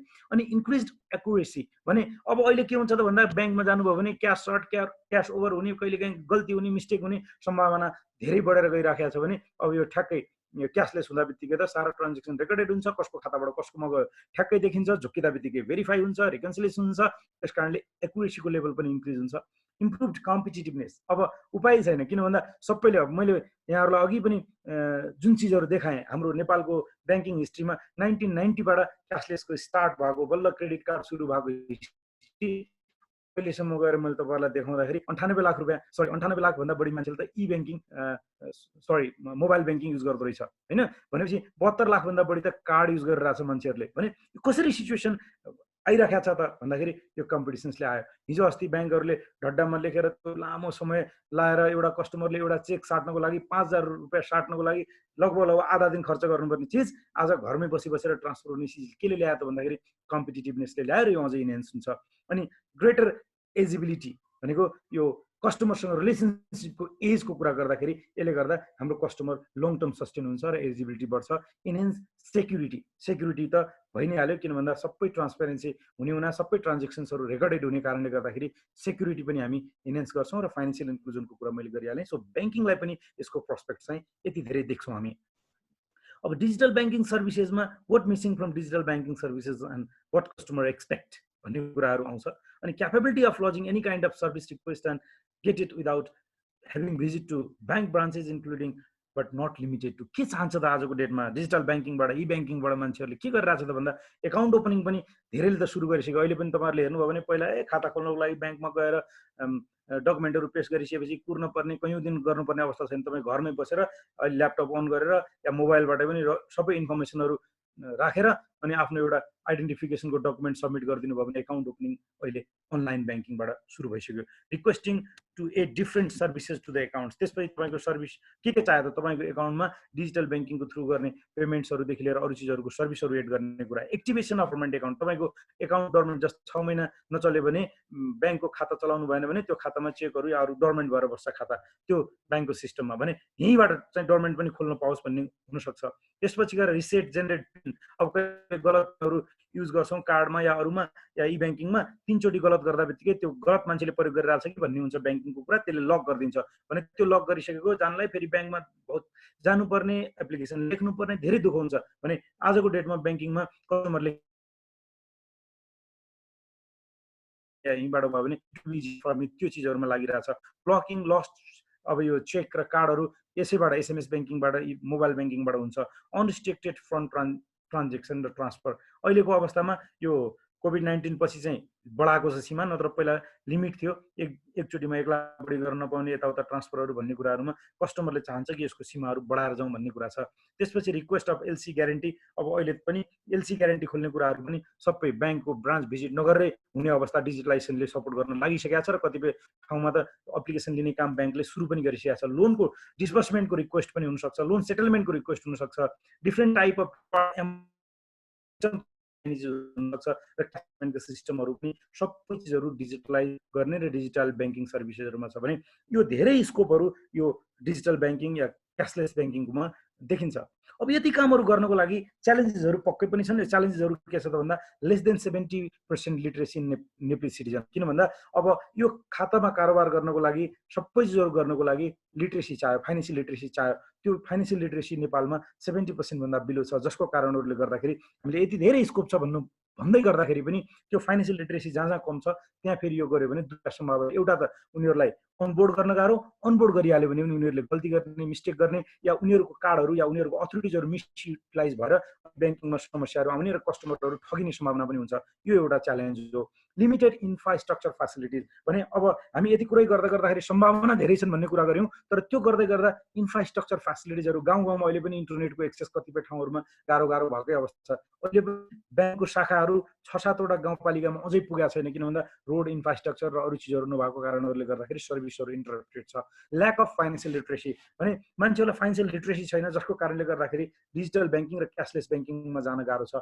Large number of people to be covered भने अब अहिले एक्सेस अफ टेक्नोलोजीको एक्सेस कसरी गर्ने भन्ने कुराको एजुकेसनमा पनि समस्या छ। Large number of people to be covered भने अब कुनै पनि बिजनेस गर्नको लागि र त्यो बिजनेसको भायबिलिटीको लागि लार्ज नम्बर अफ पिपुल भयो भने सजिलो हुन्छ। अब नेपालको पपुलेसन्स अरू चिजहरूले गर्दाखेरि पनि तपाईँले कुनै एउटा एप्लिकेसन एउटा चिज लिएर जानुभयो भने लिमिटेड पिपलहरूमा सर्कुलेट हुनु हुनाले त्यो पनि एउटा च्यालेन्ज हो।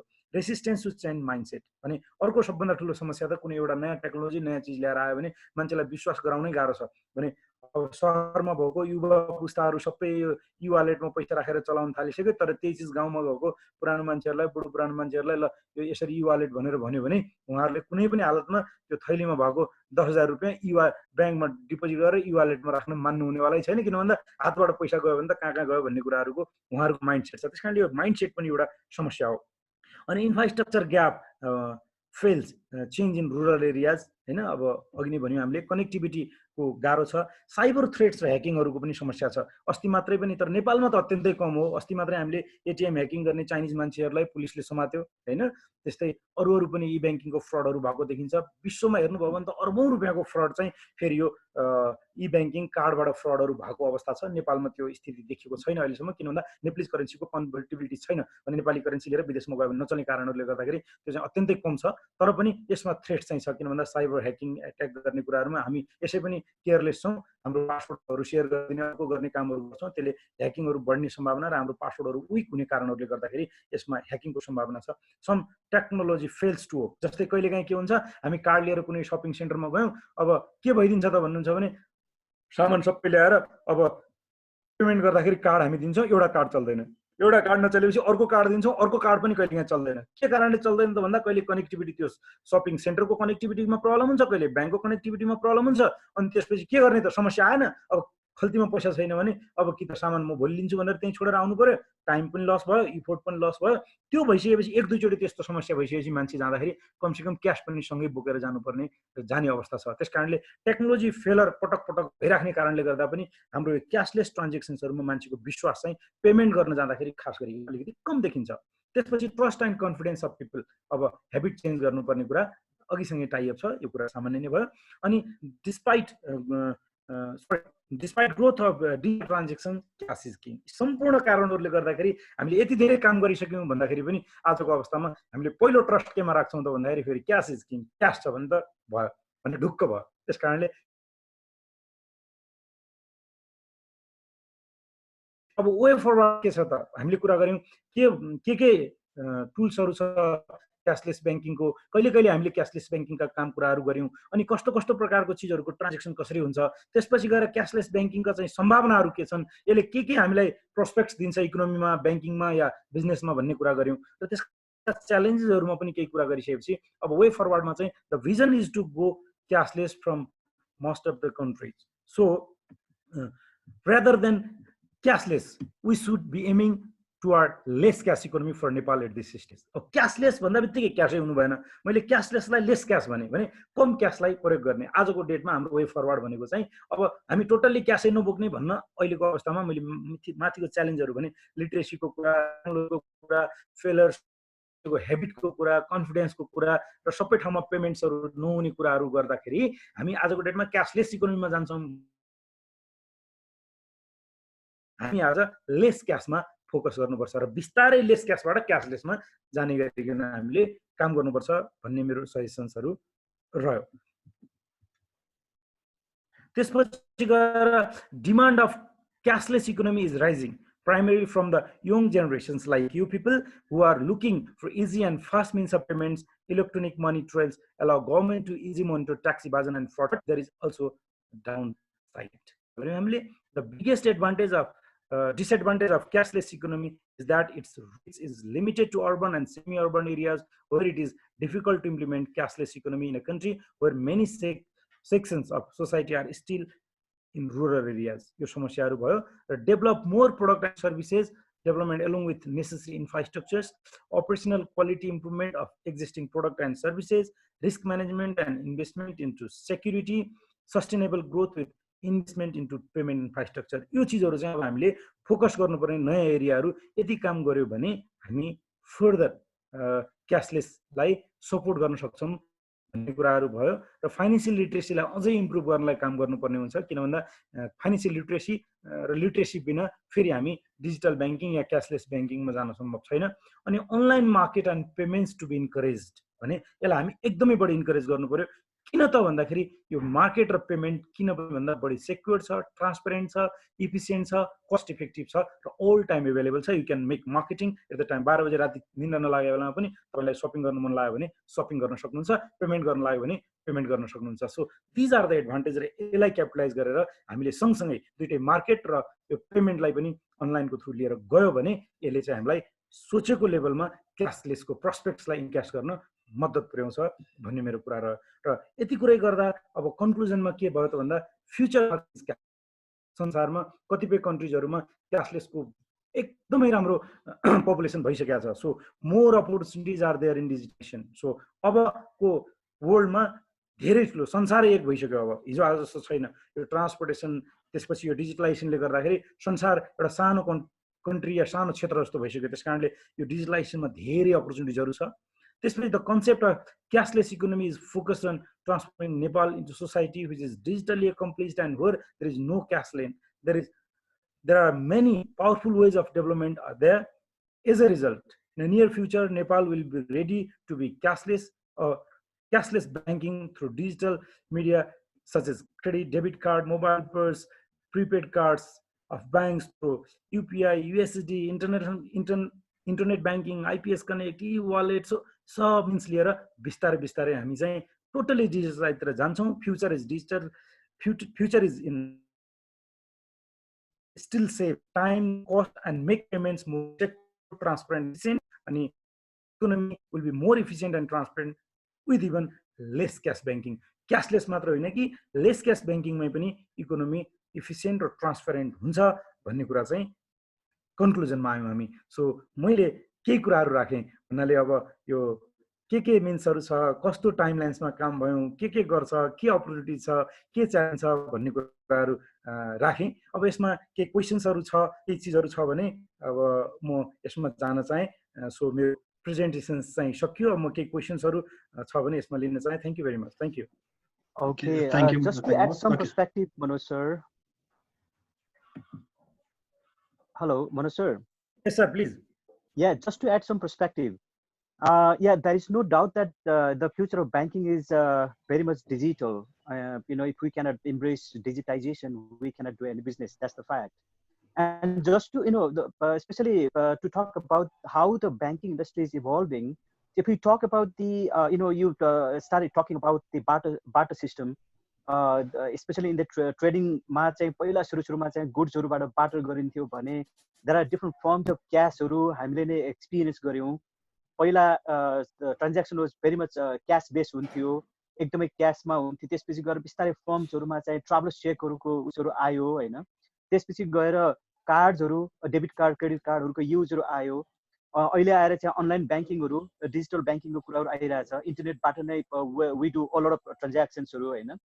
अब त कस्तो पनि भइरहेछ भने अब just on the basis of one एउटा कार्डको भरमा चाहिँ वर्ल्ड ट्राभल गरिरहेको केसहरु छ भने अब को उसमा चाहिँ के पनि चाहिँदो रहेछ भने इभन कार्ड पनि नचाहिने सिचुएसन मा आइसकेको छ के। स्पेशली विकसित देशहरुमा हेर्ने हो भने तपाईहरुलाई अब एउटा कार्ड पनि लान्न नपर्ने, जस्ट एउटा फिंगर प्रिन्टको आधारमा हामीले चाहिँ वी क्यान डु द ट्रान्ज्याक्सन्सहरु हैन। त्यो एकदमै अहिले भइसकेको छैन हैन sir.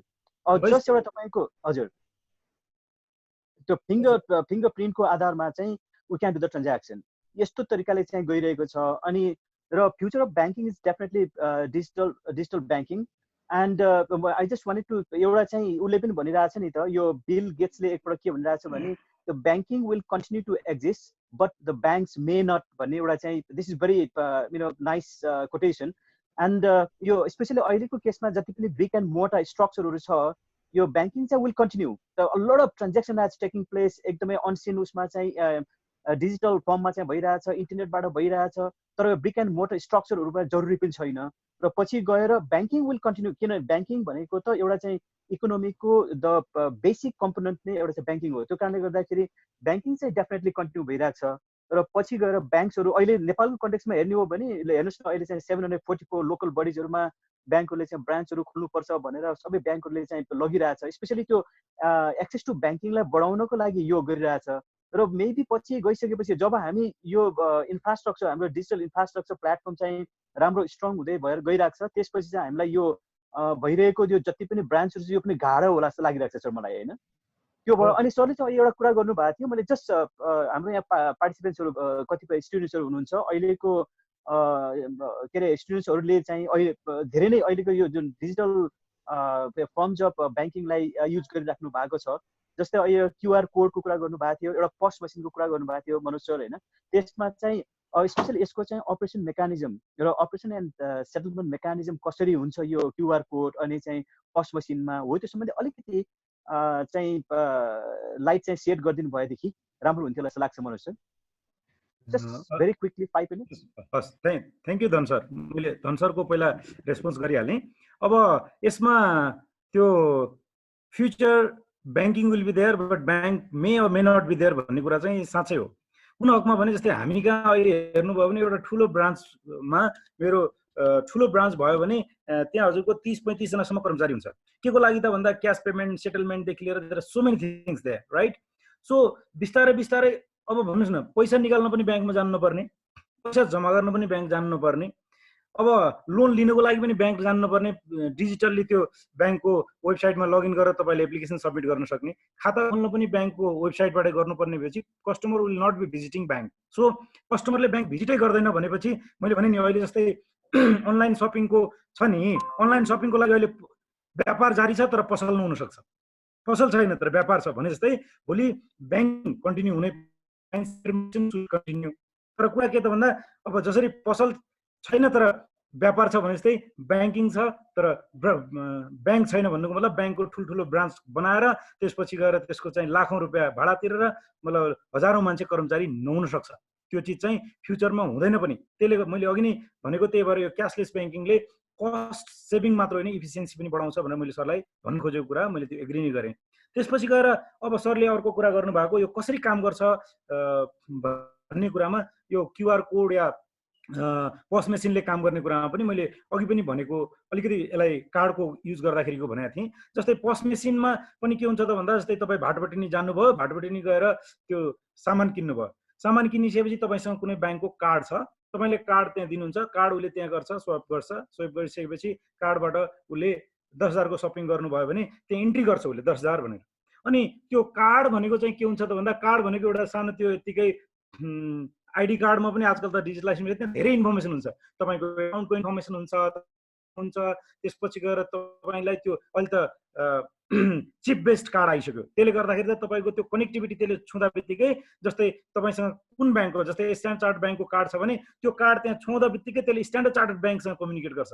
A Dhanji is purchasing 10,000 rupees amount of some goods, uh should I make payment भनेर सोध्छ सर होइन। त्यो सोधिसकेपछि स्ट्यान्डर्ड चार्टर्ड ब्याङ्ककै त्यो पोस्ट मेसिन हो भने तत्कालै त्यहाँ पेमेन्ट हुन्छ। पोस्ट मेसिन चाहिँ हिमालयन ब्याङ्कको रहेछ भने के गर्छ त भन्दाखेरि अब भिजा कार्ड युज गरेछ अनि त्यो स्ट्यान्डर्ड चार्टर्ड ब्याङ्कले भिजालाई सोध्छ, ए भिजा यो customer is purchasing 10,000 rupees some stuff here, अनि त्यो भिजालाई पनि थाहा छैन, उसले सोध्छ फेरि स्ट्यान्डर्ड चार्टर्ड ब्याङ्कलाई, स्ट्यान्डर्ड चार्टर्ड ब्याङ्कले भिजालाई रेस्पोन्स गर्छ, भिजाले हिमालयन ब्याङ्कलाई रेस्पोन्स गर्छ, हिमालयन ब्याङ्कले त्यो मर्चेन्टलाई रेस्पोन्स गर्छ अनि तपाईँलाई त्यहाँबाट छुट्टी दिएर पठाउँछ। त्यो हुने बेलासम्म तपाईँको खातामा सम्पूर्ण कुरा खाता डेबिट भइसकेको हुन्छ, सामान लिएर निस्किनुभन्दा पहिला तपाईँको खातामा डेबिट भइसकेको हुन्छ। अब ठ्याक्कै त्यो क्युआर कोडले पनि के गरेर आउँछ भन्दाखेरि मोबाइल ब्याङ्किङको एप्लिकेसनमा क्युआर कोड स्क्यान गर्दा बित्तिकै अहिले त क्युआर कोडले त स्क्यान गर्दा बित्तिकै त्यहाँ भएको इन्फर्मेसन चाहिँ के हुन्छ त भन्दा तपाईँको त्यही ठ्याक्क जुन चाहिँ कार्डमा भएको जस्तै त्यहाँको इन्फर्मेसनहरू तपाईँको खाता नम्बर कति के सबै आउँछ अनि तपाईँले पेमेन्टको लागि ओके गर्दा बित्तिकै अनि ठ्याक्कै तपाईँको त्यो मोबाइल ब्याङ्किङको त्यो एप्लिकेसनले तपाईँको कोर ब्याङ्किङ सफ्टवेयरसँग इन्टरेक्ट गर्छ अनि तपाईँको खातामा डेबिट हुन्छ। त्यो कस्टमरको जुन ठाउँमा क्युआर कोडको त्यो सिस्टममा त्यसको खाता क्रेडिट हुन्छ भनेपछि तपाईँको खाता डेबिट र त्यो सप्लायर या त्यो भेन्डरको खाता क्रेडिट, तपाईँको डेबिट भेन्डरको क्रेडिट एकैचोटि ब्याङ्कको खातामा भइ नै हाल्छ। यदि त्यो अर्को ब्याङ्कमा छ भने के हुन्छ त भन्दाखेरि अब अहिले क्युआर कोडले चाहिँ तपाईँको जुन ब्याङ्कको क्युआर कोड छ त्यसैको चाहिँ गऱ्यो भने लिएर जाने चलन छ, त्यो पछि त्यो बिस्तारै त्यो पनि जान्छ। त्यस कारणले यो भनेको चाहिँ हामीलाई थाहा पनि हुँदैन, हामीलाई लाग्छ यसरी सोध्छ त भन्दाखेरि यो त मिली सेकेन्डमा दे विल बी कम्युनिकेटिङ इन्टरनेटको थ्रु, यो हाम्रो इन्टरनेट सफ्टवेयर सिस्टमले यसै छिटो कम्युनिकेट गरेर त्यो ट्रान्जेक्सनलाई कन्फर्म गर्छ सर। यसरी कारोबार चाहिँ सेटलमेन्ट भएर जान्छ। र क्रेडिट कार्डको हकमा चाहिँ कर्जाको लिमिट भयो हुनाले त्यसको ड्यू डेट पछि आएर कुनै ड्यू डेटमा तिर्नुपर्ने हुन्छ। ड्यू डेटमा यदि क्रेडिट कार्डको पैसा तिर्नु भएन भने फेरि ब्याङ्कले जति चार्ज लगाउने हो त्यो इन्ट्रेस्ट चार्ज सहित फेरि अर्को ड्यू डेटमा तपाईँले तिर्नुपर्ने हुन्छ या त ब्याज तिर्नुपर्ने हुन्छ सर। त्यो भयो। अलिकति क्वेसन्सहरू यहाँ च्याटमा छ, लिउँ सर त्यसबाट। एकछिन मनोज सर, एकछिन सायद अब यो क्वेसनहरूलाई चाहिँ हाम्रो coordinator Suraj sir will be handling. सरले त्यसको जेस्टबाट सरलाई क्वेरी राख्नुहुन्छ। अब हामी किनभने टाइम पनि धेरै नै ल्याएको छौँ, सरको एकदमै इम्पोर्टेन्ट टाइम छ, सकेसम्म सटिकमा क्वेसन पनि स्टुडेन्टहरूले पुस गर्दा सटिकमा राखिदिनु। And Suraj sir will be hosting questions for you, then you can respond. I think that will be much better. Suraj sir, you can continue. Thank you. Okay, sir. First of all, I would like to raise questions to all the participants. I would, if you are curious to know more on the discussed topic, you can raise the questions or you can put the questions using chat box. I think Manoj sir will respond to your questions as far as possible. र त्यो बीच बीचमा मलाई पनि एउटा question सोध्न मन लागिरहेको छ मनोज सरसँग। जस्तो कि भोलि यो डिजिटाइजेसन प्रोसेस चाहिँ एकदम उच्च बिन्दुमा पुग्दाखेरि एउटा नेसनले पैसै छाप्न नपर्ने, कोइन नै छाप्न नपर्ने सिचुएसन आउँछ कि आउँदैन, यो चाहिँ अलिकति मलाई त्यो भनेको चाहिँ अप्टिमल लेभल भयो। जस्तै सर बिटकोइन आयो, बिटकोइनले अलमोस्ट धेरै चिजहरूलाई रिप्लेस गर्न खोजेको थियो, तर फेरि बिटकोइनको पनि अवस्था त्यस्तै छ भन्नाले अब बिस्तारै बिस्तारै लेस क्यास चाहिँ हुन्छ नै। तर क्यासलेस भन्दाखेरि भोलि बिहान कहीँ न कहीँ पर्यो भने मान्छेहरूलाई अहिले पनि हामी एउटा कल्पना गरौँ न भने अहिले पनि के त भन्दाखेरि यो क्यासलेस भन्दा बित्तिकै टेक्नोलोजीमा बेस्ट छ। तपाईँ हामी अहिलेको अवस्थामा पनि कहीँ जानु पर्यो भने सानसानो भेन्डर्सहरू, सानसानो मर्चेन्ट्सहरू, त्यो कल्पना कति बेला हुनु पर्यो त भन्दाखेरि हामी त अब स्ट्रिटमा आइरहेको मान्छे छ, त्यससँग चाहिँ ल आँप भन्दै बजारमा आउँछ, आँप किन्नु पर्यो। अब त्यसलाई पनि भोलि त्यसले पनि क्युआर कोड बोकेर हिँड्न त सक्छ है सर। फेरि हामी कल्पना गर्दै गर्दाखेरि ल त्यो पस मेसिन नबोके पनि क्युआर कोड बोकेर आउन सक्छ। तर त्यो भनेको चाहिँ एउटा सिचुएसन भयो। अदरवाइज क्यास कम चाहिँ हुन्छ, तर क्यास टोटल्ली नहुने भन्नको लागि त अलिकति धेरै हाम्रो एजमा चाहिँ सम्भव देख्दिनँ सर। म कम हुन्छ, किन भन्दा त्यो कन्फिडेन्स चाहिँ हामी आफैमा पनि रहँदैन। किन भन्दा कनेक्टिभिटी लुज हुँदा बित्तिकै you will not be able to make payments. किन भन्दा यसको लागि डिजिटल प्लेटफर्ममा कनेक्टिभिटी चाहिन्छ। कनेक्टिभिटी त हामी धेरै ठाउँमा देखेका छौँ, तपाईँ हामीले पनि एक्सपिरियन्स गरेका छौँ। कयौँ ठाउँमा जाँदाखेरि कार्डै ब्लक हुन्छ, कार्डबाट पेमेन्ट आउँदैन, एटिएमबाट कतिचोटि पैसा निस्केर घर फर्केका छौँ हामी। कति ठाउँमा पेमेन्ट गर्न जाँदाखेरि चाहिँ 3टा कार्डले धोका दिएर दुःख पाएको छौँ। त्यस कारणले यो कन्फिडेन्स नभएसम्म क्यास चाहिँ चल्छ सर। र क्यास कम चाहिँ हुँदै जान्छ, क्यास पहिलाभन्दा धेरै कम भएको छ र अझै कम हुन्छ। 100% डिजिटल चाहिँ हुँदैन because of this discomfort. 100% digital हुन चाहिँ यो सबै कम्फर्टको लेभल र कनेक्टिभिटीको लेभल चाहिँ all time available and all vendors will be comfortable. भन्नाले भने नि त्यो कति बेला हुनु पर्यो त भन्दाखेरि तपाईँ हाम्रो चाहिँ गल्लीमा भोलि बिहान त्यो माछा बेच्न आउने, त्यो फलफुल बेच्न आउने, त्यो साइकलमा हिँड्ने मान्छे पनि if he or she will be making payments through digital payments, त्यति बेला चाहिँ सम्भव छ।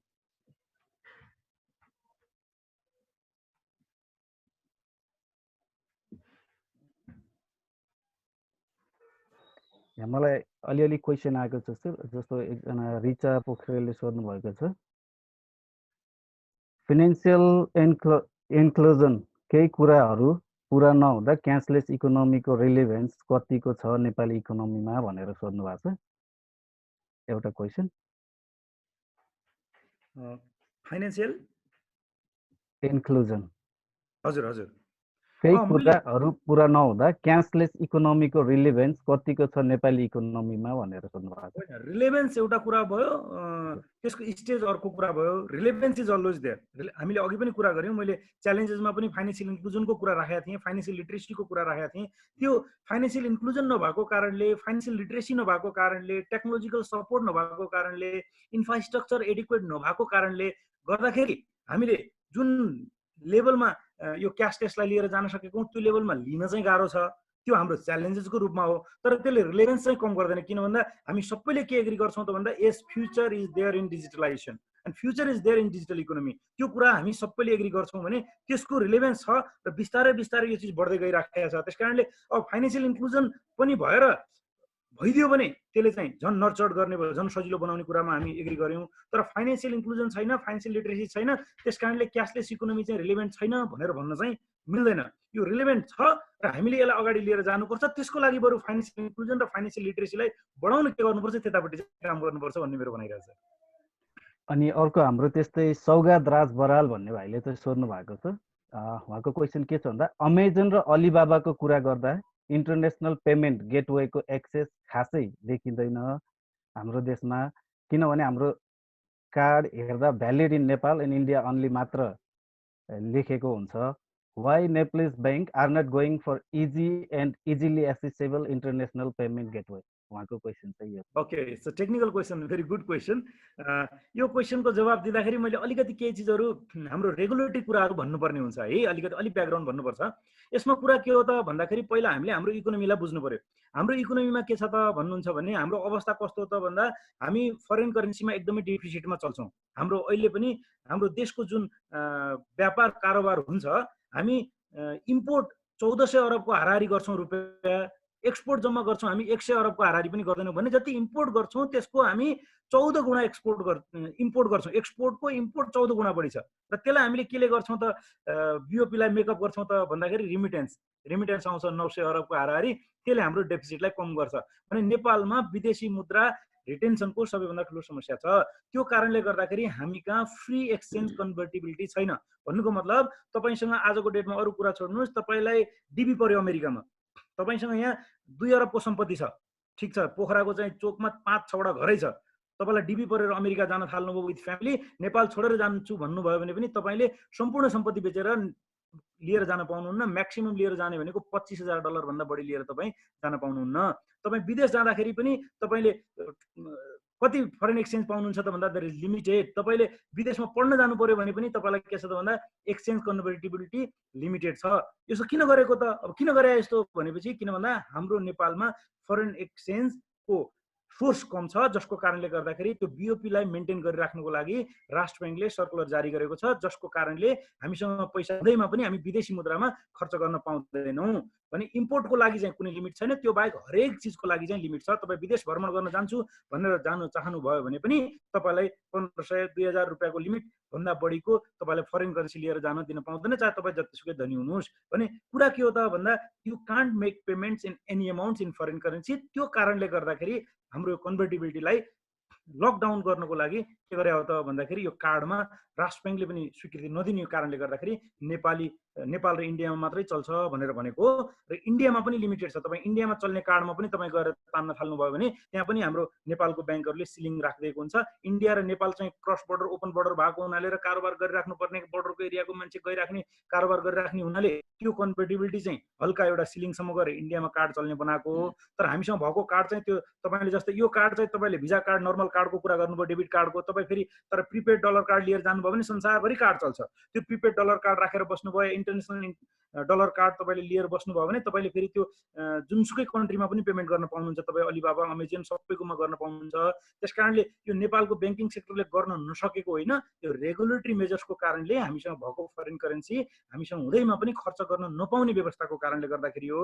भोलि चाहिँ देशमा फरेन करेन्सी जति पनि हुने अवस्था आयो र राष्ट्र ब्याङ्कले यसलाई तपाईँ कुनै पनि एमाउन्टको कुनै करेन्सी जहाँ पनि खर्च गर्न सक्नुहुन्छ भन्ने कुराको यदि प्रावधान आयो भने त्यति बेलामा हामीसँग अहिले भएकै कार्डबाट पनि इन्टरनेसनल गेटवेको कुनै पनि पेमेन्ट गर्नको लागि कार्डको फिचर्सको कारणले रोकिएको होइन, राष्ट्र ब्याङ्कको रेगुलेटरी अथोरिटीको कन्ट्रोलको कारणले रोकिएको भनेर मैले चाहिँ यो अलिकति रेगुलेटरी मेजर्सको कुरा सहित चाहिँ स्पष्ट पार्न चाहेँ। अनि त्यस्तै गरी हाम्रो एकजना आशिष छेत्री भाइको चाहिँ क्वेसन छ। उहाँले के सोध्नु भएको छ भने could cashless transaction lead to unemployment भन्नुभएको छ। Good question. अनइम्प्लोइड होइन, अब यसमा मैले अझ यसमा पनि अलिकति टेक्निकली नै जवाब दिन चाहेँ। अब भाइ बहिनीहरू त अब धेरै चिज त्यति बेलामा सानै हुनुहुन्थ्यो, तपाईँ हामीले देखाएको छौँ। पहिला वाणिज्य ब्याङ्क नेपाल ब्याङ्कमा एउटा काउन्टरमा हेर्नुभयो भने क्यास चेक लिने दिने ठाउँमा चाहिँ ठुलो ढड्डा राखेको हुन्थ्यो। त्यो एउटा चेक पेमेन्ट गर्नको लागि 4 जना मान्छे चाहिन्थे एउटा गर्नलाई। तर कुरा के हुन्थ्यो त भन्दाखेरि टाइम पनि त्यत्तिकै लगाउँथे। एउटा शाखामा चाहिँ 12-13 जना भएर सानो शाखा चल्थ्यो। आज एकजना टेलरले सबै गरिदिन्छ, एटिएमले त मान्छे नचाहिने बनाइसक्यो होइन। अनि के ब्याङ्किङमा जब कम भएको छ त भनेर हेऱ्यौँ भने त्यति बेला भन्दा आज ब्याङ्किङमा जब 20 गुणाले बढाएको छ, 30 गुणाले बढाएको छ। हजारौं मान्छेहरू ब्याङ्किङको जबमा छ भने के हुन्छ त भन्दा हामीले के चाहिँ सोच्नु भने यो क्वेसन त यहाँ मात्र होइन, अन्त पनि आउँछ। Whether technology replace people, employment create गर्छ त होइन, अपर्च्युनिटिजहरू क्रिएट हुँदै जान्छ, सिफ्ट हुने हो। त्यस कारणले तपाईँहरूको जबको एरिया सिफ्ट हुनसक्छ, नेचर सिफ्ट हुनसक्छ। यसले जबलेस होइन, हाम्रो इफिसियन्सी झन् बढाउँछ, हामीसँग बढी टाइम हुन्छ। त्यसले गर्दाखेरि हामी स्कोप चाहिँ अन्त खोज्छौँ। भने आजको अवस्थामा पनि ब्याङ्किङले त्यतिभन्दा मान्छे त्यही कारण कम मान्छे राख्यो, तर यति धेरै एक्टिभिटिज बढायो कि मान्छे चाहिने बढेन। त्यस कारणले भोलि भने क्यासलेस हुँदाखेरि पनि यसले चाहिँ जबलेसै हुने होइन। यसले त तपाईँको ट्रान्जेक्सन यति धेरै बढाउँछ, इकोनोमी यति प्रस्पर गर्छ, अनि ब्याङ्कै जागिर किन खाइराख्नु पऱ्यो र होइन। So there may be so many other opportunities in the market. So you will be doing, घरमै बसेर तपाईँ पढ्दा पढ्दै बिबिए पढ्दा पढ्दै घरको एउटा चाहिँ आफ्नै काउन्टरमा राखेर तपाईँ चाहिँ मजासँग सपिङ गर्न थाल्नुहुन्छ। तपाईँ चाहिँ त्यहीँ बसेर बिक्री गर्नुहुन्छ। तपाईँले कहिले चाहिँ सामान्य ह्यान्डिक्राफ्ट्सहरू बेच्नु होला, तपाईँले कहिले चाहिँ सामानहरू बेच्न थाल्नुहुन्छ। So you will be being entrepreneur from the day one. तपाईँहरूलाई त झन् स्कोप हो। हामी आजको डेटमा यो जबको मेन्टालिटीबाट चाहिँ अलिकति माथि उठ्नै पर्छ क्या, जागिर खाने हुनु चाहिँ you will be entrepreneur. So you will be employing to more people. So मलाई लाग्दैन कि यो डिजिटलाइजेसनले या क्यासलेस इकोनोमीले यो जब कम गर्छ, लाग्दैन। यसले त झन् अपर्च्युनिटी बढी क्रिएट गर्छ, झन् इफिसियन्ट बनाउँछ, कस्ट इफेक्टिभ बनाउँछ र इकोनोमीलाई फर्दरै लिएर जान्छ। सो त्यहाँ हुने जब चाहिँ कम होला र अरू क्षेत्रमा जब चाहिँ बढी क्रिएट हुन्छ। त्यस कारण don't be worry about that. सायद यहाँ आएको मध्ये एउटा लास्ट क्वेसन छ। यो मोमिक दर्लाम भाइले सोध्नु भएको छ। उहाँको क्वेसन चाहिँ के छ भने अलिकति लामो रहेछ। क्वेसन मात्रै भन्नु पर्दाखेरि how secure is this system that we are planning to rely on भनेर सोध्नु भएको छ। यसमा त मैले अघि पनि भनेको थिएँ, मेरो च्यालेन्जेसको रूपमा भनेको थिएँ। अब अनेस्टली म कुरा गर्नुपर्ने हुन्छ तपाईँहरूसँग। हाम्रो देशमा भएको सिस्टम सेक्युरिटीको स्ट्रक्चर हेर्ने हो भने विदेशमा भन्दा धेरै रिस्की छ, अनेस्टली भन्दैछु म होइन।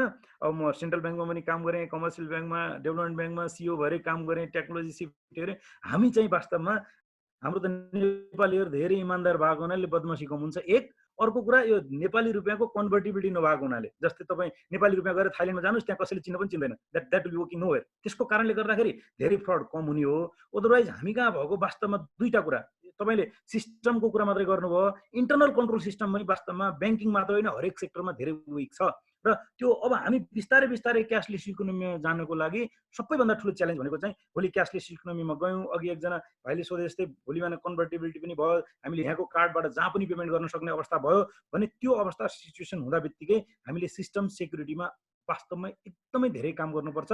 सिस्टम सेक्युरिटी मात्रै होइन कि त्यसको इन्टरनल कन्ट्रोल सिस्टम मेकानिजममा पनि धेरै काम गर्नुपर्छ। र हाम्रो देशमा त म तपाईँलाई अनेस्टली सेयर गर्छु, जस्तो प्रकारको सिस्टम सेक्युरिटी छ, जति हामीले सिस्टम र सेक्युरिटीमा खर्च गरेका छौँ र जस्तो इन्टरनल कन्ट्रोल सिस्टम छ, त्यो हिसाब किताबले फ्रड हुने माइन्डसेट भएको मान्छे त दुईजना मात्र छिर्यो भने पनि यहाँ त उथल पुथल हुन्छ। तर धन्न त्यो प्रकारको माइन्डसेट भएको मान्छेहरू, क्रिमिनल माइन्डसेट भएको मान्छे कमै भएको कारणले गर्दाखेरि त्यो लेभलको फ्रड भएको अवस्था छैन। त्यस कारणले अहिले ब्याङ्किङको पनि फोकस त्यसमा बढी छ। अहिले ब्याङ्किङको सबैभन्दा बढी कस्ट तपाईँहरूले हेर्नुभयो भने यो डिजिटलाइजेसन पछि चाहिँ आइटीमा एकदमै धेरै ठुलो कस्ट छ। अहिले पनि हेर्नुभयो भने ब्याङ्कहरूको एनुअल बजेटमा क्यापिटल एक्सपेन्डिचरमा हेर्नुभयो भने पनि आइटीमा एकदमै ठुलो खर्च छ। किन भन्दा त्यसमा खर्च नगरेर हुँदैन, किन भन्दा सबै मान्छे त्यसैमा विश्वास गर्ने, त्यसैमा ट्रस्ट गर्ने, अनि त्यसको कन्फिडेन्स नै क्रिएट नभएर त्यसमा सिस्टम सेक्युरिटीमा हामीले एडिक्वेटली काम गर्न सकेनौँ भने हामीले फेरि will be driving or customers or banking somewhere else. त्यस कारणले त्यो चिजमा सिरियस चाहिँ हुनुपर्छ। र नेपालको एडिक्वेट छ कि छैन भन्नुहुन्छ भने काम चलाउँछ, एडुकेसनको लागि अझै धेरै काम गर्नुपर्छ अनेस्टली भन्दाखेरि। Thank you. हामीसँग भएको क्वेसनहरू यति नै थियो र यति भन्दै म अलिकति I think there's one more question from Roshan also. Roshan line. Is there any relation between corruption, money laundering and cashless economy? हजुर, त्यसमा त ठ्याक्कै छ। मैले अघि यहाँहरूलाई भनेको थिएँ नि फर्मुलाइजेसन अफ इकोनोमीमा कुरा गरेको थिएँ, एकदम ठुलो कनेक्सन छ। इन्डियामा त्यो पहिला मोदीजीले क्यासलेस बनाएर क्यासफुल बनाउनु खोज्नु भएको पनि त्यही कारणले हो। डिमोनेटाइजेसन गरेर मोदीले सब त्यो ठुलो करेन्सीहरू चाहिँ डिमोनेटाइज गरेर फेरि नयाँ करेन्सी सर्कुलर गरे, त्यही भएर हो। संसारमा हाम्रो मात्र होइन हरेक कन्ट्रीमा त्यो ठुल्ठुलो क्राइमलाई गर्ने फन्डिङ, यो टेररिस्टलाई गर्ने फन्डिङ कुनबाट हुन्छ त भन्नुहुन्छ भने सबै फन्डिङ हुने भनेको ब्ल्याक मनीबाट। र black money never ever comes in formal banking channel, सबै क्यासमा आउँछ र ब्याङ्किङ च्यानलमा आयो भने पनि डिफ्रेन्ट एङ्गलबाट आउँछ र फेरि क्यासमै जान्छ र धेरै सबै सेटलमेन्टहरू लगभग क्यासमा हुन्छ। त्यस कारणले त्यो हुन्डी चल्ने, अरू हुने, क्यासको गोदाम क्यासमा सेटलमेन्ट हुने, अनि त्यसबाट बिस्तारै बिस्तारै सानो भएर ब्याङ्किङमा आउने, फेरि त्यता जाने हुन्छ। यो क्यासलेस ब्याङ्किङ हुँदा बित्तिकै त तपाईँको सबै चिजहरू ब्याङ्किङको थ्रु रेकर्डेड भएर जाने हुनाले अब फेरि त्यसो भए टेररिजम फाइनेन्सिङ रोकिन्छ त, एएमएल सिएफटी रोकिन्छ त? 100% चाहिँ रोकिँदैन, कम चाहिँ हुन्छ। किन भन्दा अलिअलि करप्सन थाहै हुँदैन नि त, होइन? अहिले पनि तपाईँको नेपालमा भएको घुसखाने बदमासी गर्ने मान्छेहरूले ब्याङ्कको खातामा पैसा राखेका छैन नि त, छन् नि।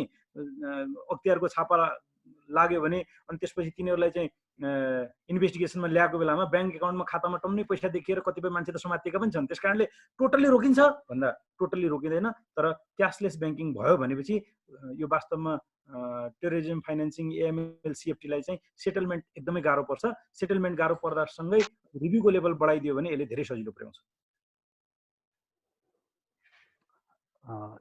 यो नै लास्ट क्वेसन छ हामीलाई प्राप्त भएको क्वेसनहरू मध्ये, र यति भन्दै यो इभेन्टलाई अलिकति कन्क्लुड गर्नतिर लाग्छ म। र आई थिङ्क एउटा दुईटा क्वेरी त मैले पनि राख्नु कि जस्तो लाग्यो सर। हुन्छ sir, why not to take this opportunity. So सरले अघि धेरै कुराहरू राख्नुभयो। आई थिङ्क एउटा sequence of flow contents, so it was really very nice. I think एउटा वाट इज ई ब्याङ्किङ अथवा क्यासलेस ब्याङ्किङको कन्सेप्ट के हो भन्ने कुरो एकदम प्रपर वेमा चाहिँ सरले एकदमै सिम्पल वेमा, अब जसले अहिले बुझिसकेको छ उसको लागि कमन जस्तो हुनसक्छ, बट आई थिङ्क धेरैको लागि चाहिँ एकदमै फ्लो कन्टेन्ट चाहिँ एकदमै effective. So I found it very effective. अघि सँगै जोडिएका केही क्वेरिजहरूसँग मैले एउटा दुईटा क्वेसन चाहिँ जोड्न चाहेँ। अघि एउटा सेक्युरिटी इस्युजको कुराहरू, जस्तै नेपालको कन्टेक्स्टमा अब सेक्युरिटीको च्यालेन्जेसहरू पनि हामीले भर्खर केही कुराहरू चाहिँ सुन्यौँ, न्युजमा आयो। अब अहिले जस्तै नेपालका ब्याङ्किङहरूले चाहिँ गरेको हाम्रो चाहिँ मोबाइल ब्याङ्किङको कुरामा जुन भेन्डरले हामीलाई यत्रो रिलायबिलिटीको कुरा गर्छ, एकदम सानो इभेन्टमा पनि त्यो अर्गनाइजेसन नै इन्भल्भ भएको केसमा अझ न्युजहरू पनि सुनेका थियौँ। अब त्यो भेन्डरसँगको चाहिँ कोलाबोरेसनहरू चाहिँ के हुन्छ भन्ने क्वेसन आइरहेको अवस्थामा अघि स्टोनले पनि सोधेको थिए सेक्युरिटी इस्युजको कन्सर्न नेपाल के छ भन्दा। र अर्को मैले त्यसमा देखेको एउटा प्रोस्पेक्ट चाहिँ किन नेपालमा अघि सरले पनि भन्नु किन क्राइम्सहरू कम भयो होला भन्ने कुरो त सरले पनि भनिसक्नु भएको छ। एक त हाम्रो इकोनोमिक भ्याल्यु पनि कम छ, एउटा ह्याकरले ह्याक गर्नु छ या चाहिँ कुनै चाहिँ साइबर चाहिँ क्राइम्सहरू गर्नु छ, मोनिटरी चाहिँ थेफ्ट गर्नु छ भने why need to go with some other international banks. नेपालमा टार्गेट गरेर त्यो न त हाम्रो भ्याल्युज छ न ब्याङ्कको मेबी त्यो स्टाटस चाहिँ हाई छ, त्यो एउटा रिजन होला। तर यो हुँदै पनि जस्तै जुन अनलाइन ब्याङ्किङमा गएको छ या मोबाइल ब्याङ्किङमा ब्याङ्क गएको छ भने वी ब्लाइन्डली ट्रस्ट, अनि हामी एकाउन्ट खोल्छौँ, हामी लगइन गर्छौँ। सरले यो अलिकति टेक्निकल जस्तो पनि हुन सक्ला त, ब्रिफली त्यो अथेन्टिकेसनको प्रोसेस, मानव कुनै ब्याङ्कले हामीलाई चाहिँ ई ब्याङ्किङ अफर गर्यो अथवा मोबाइल ब्याङ्किङ अफर गर्यो भने हामीले आफ्नो कस्टमरको हिसाबले डिटेल त सबै दिएर ट्रान्जेक्सनमा जान्छौँ, तर त्यसको सेक्युरिटी र अथेन्टिकेसनको प्रोसेसमा ब्याङ्कले चाहिँ के कुराको गाइडलाइन चाहिँ फलो गरेको हुन्छ एक्चुअली, जसको कारणले साँच्चै नै हामी सेक्युर छौँ भन्ने अहिले नेपालको कन्टेक्स्टमा चाहिँ सेक्युरिटी मेजर्सलाई चाहिँ कसरी कहाँ लिङ्कअप गरेर अर्गनाइजेसनले चाहिँ तपाईँको साइटमा दिएको त्यो अनलाइन मोड्युल चाहिँ हामी सेक्युर छ भन्नुपर्ने आधार के हुन्छ? Thank you sir. यसमा मैले यसलाई दुईटा हिसाब किताबले नै अलिकति प्रश्न पार्न चाहेँ, किन भन्दा अब यो एउटा कुनै इन्स्टिट्युसन जसमा चाहिँ वास्तवमै नेपालको क्यासलेस ब्याङ्किङको मेजर चङ्क टाइड अप छ होइन।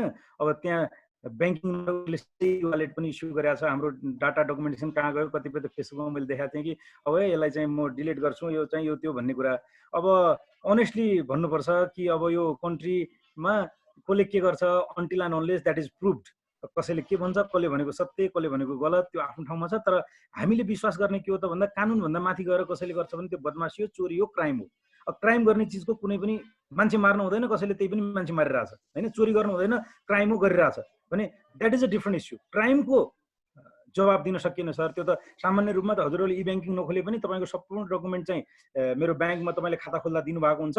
अब कोही मान्छे चाहिँ मेरो ब्याङ्कको एकजना टेलरसँग मिलेर ल यो किरण सरको चाहिँ मलाई सम्पूर्ण जानकारी चाहियो, एउटा फोटोकपी गरेर ल्याएर दे भन्यो भनेर उसले दियो भने द्याट इज अ क्राइम होइन।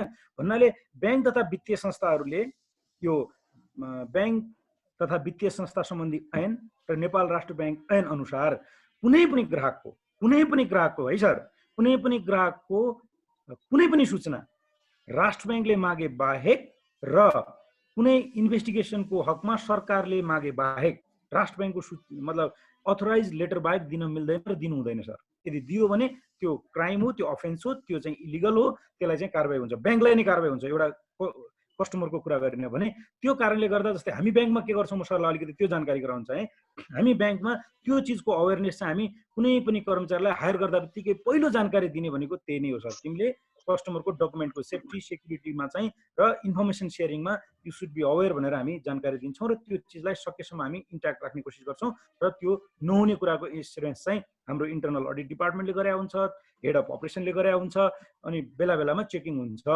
त्यस कारणले त्यो भनेको बाफिया राष्ट्र ब्याङ्क एक्ट अनुसार पनि ग्राहकको सूचना अरूलाई दिन नमिल्ने हुनाले दिनै भएन होइन सर, त्यो जाँदैन भन्ने कुरा पहिला एजम्सन राख्नु पर्यो।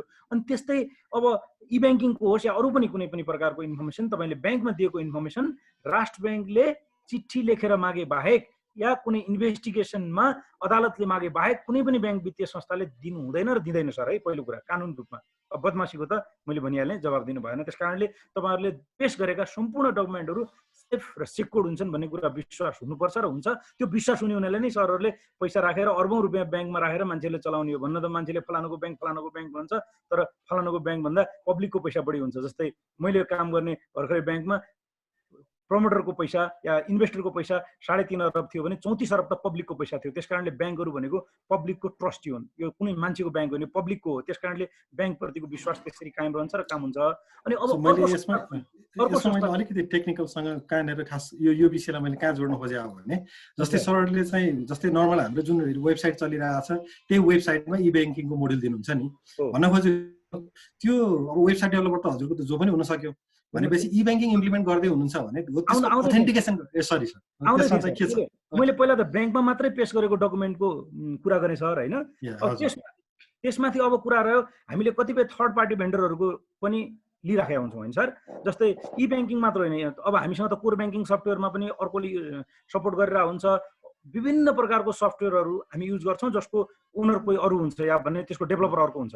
तर हामीले चाहिँ सर के गर्छौँ त भन्दा त्यो सर्भिस लिँदा जस्तै अब कुरै गरौँ यति कुरा गरेपछि जस्तै अस्ति ई सेवाले त्यतिवटा ब्याङ्क वित्तीय संस्थाहरू सबैलाई दियो नि, त्यो दिँदाखेरि ई सेवाले हामीसँग एग्रिमेन्ट गरे हुन्छ सर। हामी ब्याङ्कको अनुरोध बिना त्यो डाटामा जुन डाटा एभाइलेबल हुन्छ कसैलाई कुनै पनि हालतमा उसले सेयर गर्न मिल्दैन सर। यदि गर्न पर्यो भने ब्याङ्कले अथोराइज नगरेसम्म उसले गर्दैन भनेर हामी पहिला बिचमा एग्रिमेन्ट गरेर एमओयू गरेर तब मात्र हामीले के गर्छौँ त भन्दाखेरि कारोबार अगाडि बढाउँछौँ। त्यो नगरेसम्म यतिखेर तपाईँको चाहिँ यो ई ब्याङ्किङको सफ्टवेयर राम्रो लाग्यो हामीलाई लिएर आउनुहोस् भनेर हामीले त्यसरी त्यो ई ब्याङ्किङको सफ्टवेयरहरू या अरू कुनै पनि इन्टरफेसलाई हाम्रो कोर ब्याङ्किङ सफ्टवेयर हाम्रो कस्टमरको इन्फर्मेसनसँग एक्सेस गर्नुभन्दा पहिला एमओयू बनाइन्छ अनि एमओयू बनाएर कम्प्लिटली त्यसलाई चाहिँ लिगल्ली बाइन्डेड एमओयू बनाएर नन डिस्क्लोजर अफ इन्फर्मेसनमा एसुरेन्स गरिसकेपछि मात्रै र त्यस्तो प्रकारको ट्रस्टवर्थी पार्टीलाई मात्र दिन्छौँ। अब अस्तिकै कुरामा पनि म अलिकति आश्वस्त गर्न चाहे, यो जनरली पब्लिकली उठाइरहेका कुरा हुनाले र एउटा कुनै मान्छेले ठिक छ अब म यो भन्न चाहन्न कि त्यो भेन्डर चाहिँ कस्तो थियो के थियो उसको कहाँ लिङ्क थियो थिएन त्यो तपाईँ मैले भन्न सक्दिनँ, तर मलाई के विश्वास छ भने त्यो भेन्डरले काम गर्यो होला, कुनै एउटा ओनरले काम गर्यो के गर्यो गरेन त्यो चिजमा म जान चाहिनँ, होला होइन होला त्यो अदालतले भन्ला भोलि इन्भेस्टिगेसनले भन्ला, तर त्यो जुन सिस्टम र सफ्टवेयरहरू बनाएको छ उनीहरूले त्यसको डाटालाई यदि उनीहरूले लिक गर्यो भने भोलि त उनीहरू त यो कोर्टमा इम्प्रिजनमेन्टमा जान्छ भनेपछि त उनीहरूले मान्छेले काम गरेर बोले नाम काम पैसाको लागि गर्ने होइन। So why people should take that risk छ भने त त्यो किन सफ्टवेयर बनाएर लटरपटर गर्ने, त्यस्तो दिमाग जति लाउने त बरु एउटा चाहिँ बनाउँ न मजासँग भने भाइरस बनाऊ ह्याक गरौँ सारा सिस्टम गरेर पुरा ब्याङ्कको चाहिने इन्फर्मेसन तानेर डेबिट क्रेडिट पनि हानि भइहाल्यो नि, त्यो मान्छेले त्यो काम गर्न सक्छ यो पनि सक्छ। त्यस कारणले मेरो विश्वास चाहिँ त्यो आइटी टेक्नोलोजीको त्यो माइन्डसेट भएको मान्छेले र त्यो लेभलको कमिटमेन्ट हामीसँग गरेर एग्रिमेन्ट गरिसकेपछि they will not breach the contract, they will not breach the trust of bank and public भन्ने चाहिँ मेरो विश्वास हो सर। किन भन्दा विश्वासभन्दा माथि त र कानुनभन्दा माथि गरेको कुरा त अफेन्स हुन्छ, क्राइमको बारेमा त भन्नु सकिएन। ओके हजुर, थ्याङ्क यू सर। सो मैले फाइनली अब कन्क्लुड गर्नुभन्दा अगाडि सरको एउटा कुरा अघि जस्तै हामी क्यासलेस ब्याङ्किङ भनेका छौँ, सरको एउटा चाहिँ पोइन्ट एकदमै सान्दर्भिक लाग्यो। It's not just cashless, it's less cash. Obviously एकदमै त्यो चाहिँ एकदम इम्पोर्टेन्ट नोट जस्तो लाग्छ, किनभने जस्तै एउटा मैले एकदमै सर्टमा मात्रै सरसँग आन्सर खोजेँ र देन आफ्टर विल कन्क्लुड। त्यही लेस क्यासकै कुरा गर्दा क्यासलेस किन हुन सक्दैन भन्ने एउटा रिजन चाहिँ अहिले जति पनि हामी ई ब्याङ्किङबाट या मोबाइल ब्याङ्किङबाट जान्छौँ या अनलाइन ट्रान्जेक्सन गर्छौँ देयर इज सम लिमिटेसन। जो फाइनेन्सियली कति ट्रान्जेक्सन गर्न पाउने, किनकि त्यसमा सेक्युरिटी कन्सर्न पनि छ। अहिले सरले भन्नुभएको जस्तै यो प्रब्लमको यो क्रिटिकल सिचुएसनमा चाहिँ गभर्मेन्टले अथवा ब्याङ्करले थोरै सिलिङ चाहिँ बढाएको छ। स्टिल के देखिन्छ भने देयर आर मिलियनियर्स बिलियनियर्स जसको ट्रान्जेक्सन मिलियन बिलियनमा पर डे हुन्छ र त्यो त मलाई लाग्छ पोसिबल इमिडिएटली अनलाइन ट्रान्जेक्सनबाट छैन। यति मात्रै जस्ट सरले के भनिदिनु सरले भने जस्तै नेपालको कन्टेक्समा जुन सिलिङ्सहरू डिफाइन गरेको छ कम्पेरिटिभली एकदमै डेभलप कन्ट्रिजहरूको सिलिङ र हाम्रो सिलिङ जुन त्यो अनलाइन ट्रान्जेक्सन गर्न सक्ने पर डे ट्रान्जेक्सनको कुराहरू छ त्यसले गर्दाखेरि बिजनेसमा ह्याम्पर हुन सक्छ, टोटल्ली डिपेन्ड गर्न सक्दैनौँ भने त्यो कन्ट्रास्टिङ कहाँनिर अथवा हामी कुन लेभलमा छौँ एकदमै डेभलप कन्ट्रिजहरूको त्यो रेसियो के रहेछ त्यतिलाई मात्रै सर्टली भने देन विल कन्क्लुड। किन थ्याङ्क यू सर। यसमा मैले अझ प्रष्टै के कुरा गर्न चाहेँ भने सर यो हाम्रो भएको सिस्टमको लिमिटेसनको कारणले लिमिट राखेको होइन। यो कुरा के हो त भन्दाखेरि हामीमा भएको चाहिँ जस्तै सरले एउटा मात्रै कुराखेरि चाहिँ मैले एउटा सानो इन्स्टेन्सलाई सेयर गर्न चाहेँ, न्युजमा पनि धेरै आएको थियो।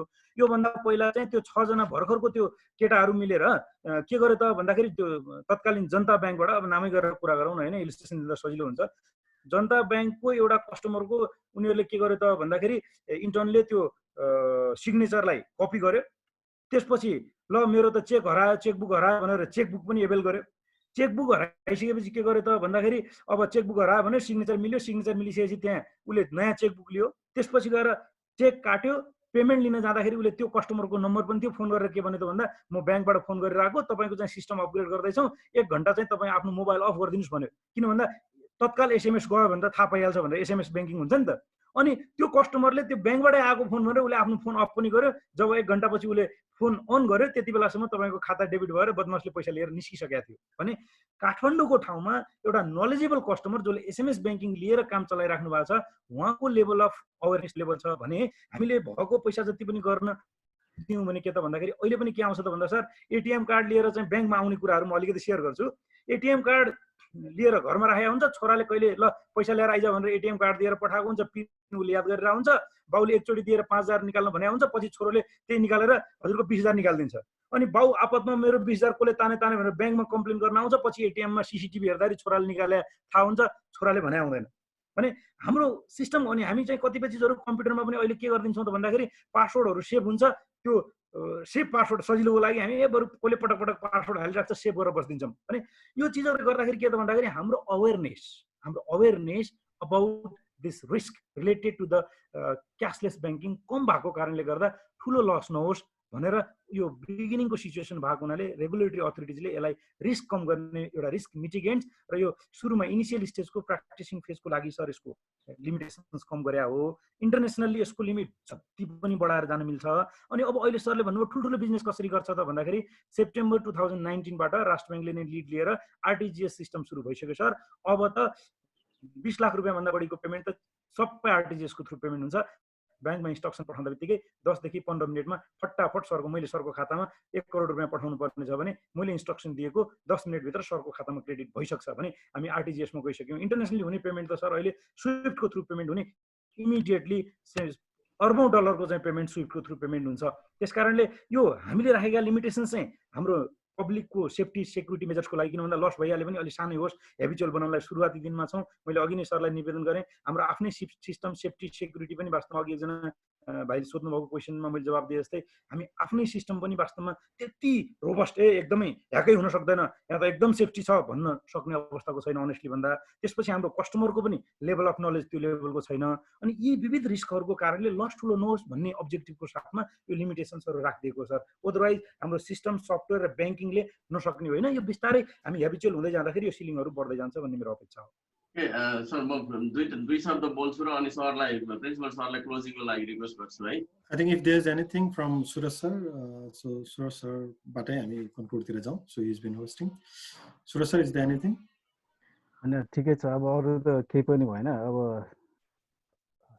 के अरे मनोज ग्यावाली सरलाई चाहिँ धेरै धेरै धन्यवाद दिन चाहन्छु र त्यस्तै गरी हाम्रो चाहिँ एनबिआई को अरू सरहरू जस्तो सबैजना त पार्टिसिपेट हुनु भएन जस्तो लाग्छ। धन सरलाई अनि हरेन्द्र सर, राजेश सर र हाम्रो अर्को एकजना दर्पण सर सरलाई चाहिँ धेरै धेरै धन्यवाद दिन चाहन्छु ला ग्रान्डीको लागि अपर्च्युनिटी प्रदान गरिदिनु भएकोमा भन्दै अब डिन सरको के छ डिन सरलाई थ्याङ्क यू त सरले गरिहाल्नु के भने त प्रिन्सिपल सरले पनि गर्नुहुन्छ। धन सरलाई केही लास्टमा चाहिँ हाम्रो मनोज सरलाई के थ्याङ्क यू भन्नुपर्ने थियो कि धन सर? ओके हजुर हजुर thank you so much sir. Okay the most important thing के हुन्छ भने यो सेसन त भयो, अब हामी 30-40 जनाले 1 आवर 1.5 आवर चाहिँ यसमा चाहिँ स्पेन्ड गऱ्यौँ। यसको मतलब चाहिँ नियरली 60 घन्टा जति हामीले इन टोटल चाहिँ स्पेन्ड गऱ्यौँ र यसबाट यसको कतिको इफेक्टिभ थियो, कतिको नलेजलाई यसले कतिको इन्हान्स गर्न सक्यो, त्यो द्याट्स भेरी इम्पोर्टेन्ट। र मलाई लाग्छ I think the program went very well. अनि द इन्क्लुजिटिभनेस, द क्वेसन्सहरू जुन आयो, यो इन्टरेक्सन चाहिँ भर्बली नभए तापनि लट्स अफ क्वेसनहरू चाहिँ रेज भएको कुरा देखियो। This is very good symptom, very good sign. अनि सबै पार्टिसिपेन्ट्सहरूले चाहिँ मेरो विचारमा इन्जोय गर्नुभयो जस्तो लाग्यो मलाई। र this in fact is the first session आज स्टार्ट गर्दैछौँ र अनि अझै भोलि चाहिँ अर्को इम्पोर्टेन्ट सेसन अझै छँदैछ। त्यसको लागि चाहिँ thank you so much Manoj sir. अनि के अरे हाम्रो ले ग्रान्डे सरहरू, किरण सरहरू, सम्पूर्ण टिमलाई पनि एकदमै हाम्रो यो अपर्च्युनिटी दिनुभएकोमा धेरै धेरै धन्यवाद। र will again look forward to seeing you tomorrow another session, right sir? Thank you so much sir. Thank you sir, and thank you Monu sir from my behalf also. I have been very sick for this week, so I have not been up to date and then up to the speed as principal sir expected us to be. But finally at the last moment we pulled through we got through the event, and then now though we could not go to the Facebook live, but we're very fortunate to go live in YouTube. So the record is delayed record, but it is actually in YouTube channel also, La Grande channel, if you would like to watch later. And I trust everything went well, because we are also learning the process of securing this online system. So today we strictly followed the registration guidelines, and then we enabled the wall, the security wall, so that we don't let the unregistered people to get in. So that way we were able to safeguard the system and then also have very fruitful discussion and then a very, very disciplined approach. And thanks to Principal Sir who guided us, because he is a techie and a security expert also. So this is very fortunate to have him in La Grande. And for closing and final remarks, I would like to request Principal Sir. Okay, thank you, Dean sir. So it was really a very wonderful session again. We have been discussing with the NBI and especially the answer since last week. So finally, after a week's period, we have been able to connect to Manoj sir, and especially आजको यो सेसनमा हामीले not just management, IT student, or finally हामीले यसलाई public गरेको हुनाले all the students को चाहिँ एउटा knowledge skill चाहिँ यसबाट पक्कै पनि डेभलप भएको छ. So on behalf of La Grande International College, so I'm really thankful to NBI सँगको. Obviously this was the kind of collaboration that I always wanted with, and also many times whenever I had been in contact with Dhansal, we used to have such kind of discussion, and finally we got a very wonderful opportunity. Though with the crisis, critical period of opportunities explore. I think this is the very best example. So Dhansal, lagayat amro NBI ko team ko pani, and I'm so happy that Dhansal also said that the team from NBI also stay. Haran sir, Darpan sir, Rai sir was also interested to participate in the program, and I think Darpan sir hunthyo sayad Haran sir, Rai sir confirm gara sakine. Anyway, to interest le pani हामीलाई motivate gareko cha. And not just today.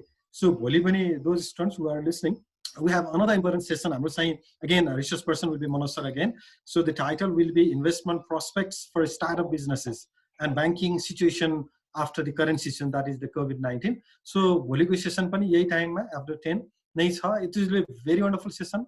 Especially Manoj sir ko pani way of presentation with a very simplicity. So ekdamai simple way ma jun contents haru rakhnu bhayo. I think that made our students understand more easily also. So that was a very wonderful part. So finally, without taking much of your time, so it was a very wonderful session. Thanks to NBI again. Thanks to especially Manoj sir for your time, for accepting our request through NBI. And obviously we'll be connecting tomorrow again. So thank you all my, especially Suraj sir for hosting the event, Dean sir for coordinating all things, and all the staying patient with the audience. So sorry, student, I would like to thank and wish you all have a very good day. We'll be connecting tomorrow again. Thank you. Thank you, sir. Thank you, sir. Bye. Thank you.